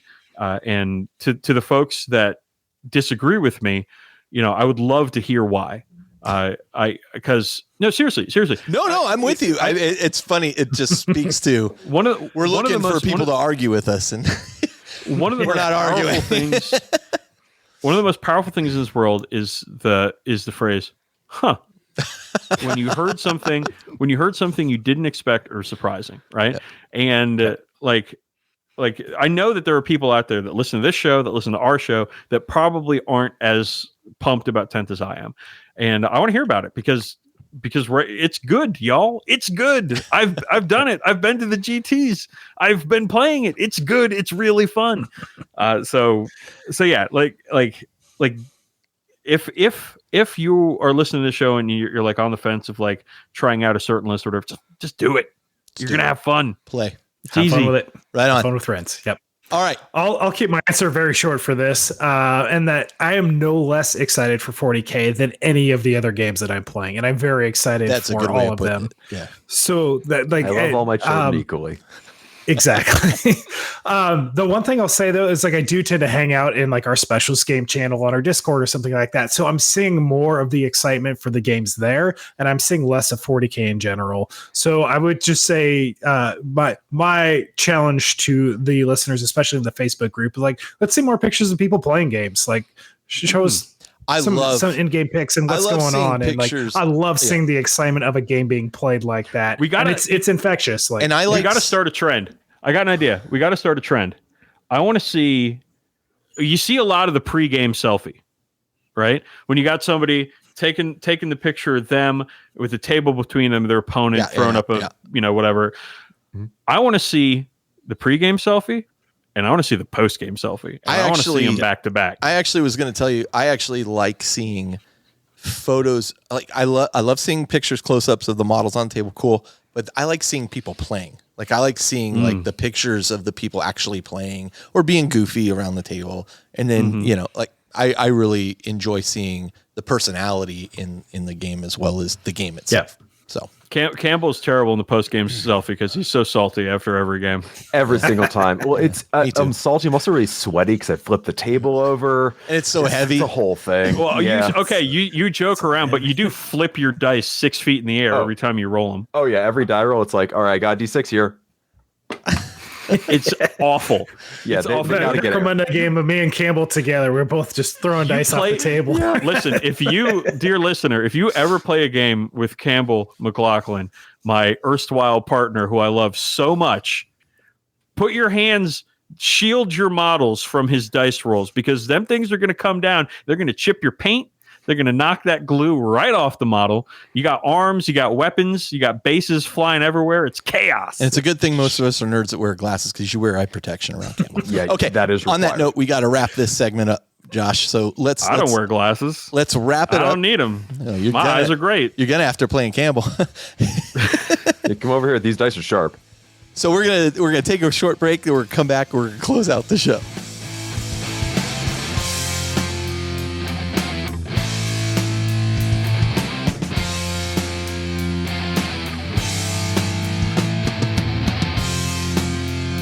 Off the rails. All right, there we go. Okay. All right. My territory. Okay, and we're back. And we're going to close out this episode. Sprint to the finish. Oh my God. This is a great episode. Let's go another 3 hours. I miss you guys so much. Like I'm so glad we did this because I really do miss the two of you guys very much. Well, that's very nice of you to say, Carl. We miss you too. I want to thank you. I want to thank you guys so much for joining us. This has been super fun, and I appreciate you taking the time. If you ever need us to spend time helping you guys out with something, you let us know, and we'll be there. Absolutely. So. I have been a fan of the independent characters since about 2008, and I am so incredibly honored to be on this show. Like I cannot tell you the impact that you and Jeff and Don and Justin and Josh have had on my hobby and on my life. Awesome. And I am just in awe at this opportunity, and I'm having so much fun. Well, listen, we'll make it happen again. Like for sure. I tell you, Carl, and I tell you with full sincerity and earnestness, I love you, and man. I want you to adopt me. Well, peace and love. Peace and Get love. in line, Dan. As I saw him dead first. As our friend Doug used to say, peace and love, man. Peace and love. All right. So yeah, just quick few final messages. We got iTunes, reviews we could really use. We appreciate. It's funny. What was I telling you, Josh? Like I was looking at the reviews. I looked at some guy in Canada that it's like one of the latest reviews he left, and he's like, the show's okay, but Carl's house crashed into my truck. Which 5 stars. Which 5 stars. Which, if you haven't listened, like, my house was hit by a truck at one point and took a year to get it fixed. So, we've got a Facebook group, which is kicking off. We've got our Patreon, which we super appreciate your support. You have the guests of the 40K Badcast. Honestly, the only other podcast I really listen to in regards to 40K stuff. So, and I reach out to you guys. Like, I reached out to Campbell about Necromunda at one point because I was like, I'm playing Goliath and I'm getting shot to hell. What do I do to stop it from happening? And Campbell gave me some great advice. So the last campaign I was arbitering, hit up Dan for a bunch of advice and feedback. There you go. Got some good insights there. There you go. From the man, the myth, the legend. So where can people find you? And you guys have a Discord and everything. So tell us where people can locate you and listen to your goodness. Go, Campbell, go. All right, plugs. Here we go. 40kbadcast.com. That is the place to find us. But also, we're on Spotify, iTunes, and also now YouTube, because Dan is going through the effort of uploading our old backlog of episodes going back 7 years. Yeah, we've been talking about doing that too. Of shows up there. So you can check it out on any of those platforms. And I'm sure there's some other fly-by-night platform that'll probably give your computer a bunch of malware that we're onto, but we're out there. Kazaa, Livewire, Napster. 40kbadcast.cz. Oh, no. Yeah, 40kbadcast.com. That's the place. If you are unfamiliar with our show, please go there. Give us a listen. We try very hard to have fun with this hobby. We try hard and try to have a good show and everything, but we're not tryhards when it comes to the game. We're just out here to vibe and have a good time. And I think that the independent characters listeners will like it. I think so too. I hope they will. And I think minus your children. Minus your children. It's just unless your kids are really cool. But yeah, we cuss a lot. We do say cusses on our show. And I appreciate that you guys were able to remove it all from this one. It's been difficult. It's hard. Yeah. It's hard. Yeah. I've gotten to the point where I turn it off, because if you know, as you guys know me in person, I was in the army. Yeah. The first time you dropped an F-bomb in person, which was like, I met you like blew your 15 mind. minutes before. I was like, oh my God, he's not just like, he's not some Mr. Rogers guy. Oh, my stars. My stars and goddess. But goodness, I need a swinging couch. We do try to have a lot of fun, and I'm particularly proud of the audio quality that goes in our show, because I am literally actually an audio engineer. So if you want to listen to a show that has a couple of schmucks making some yucks and sounds good, then we're the guys for you. And if you want to give those schmucks who give you some yucks a couple of bucks, we have a Patreon, which is patreon.com/40kbadcast, which is how you get to our Discord. And we also sell merchandise that I design. That's something that I'm particularly proud of as a perpetually out of work graphic designer. And that's where their store lose bucks. Exactly. We're business geniuses over here at the 40K Badcast. I'm not a CFA, but all right. So anyway, until next time, this is Carl. This is Josh. This is Campbell. This is Dan. And we're coming to you from the Astronomicon, where we really have to find more people that disagree with us on air. It's me. I'll come and disagree with you. If Dan and Campbell were a Blood Bowl star players, they would be known as Grip and Rip, and they would be a package deal. Yes. And Campbell? Yes. Where we're all bad at 40K. True. And you can too. Yeah. All right. We'll catch you next time.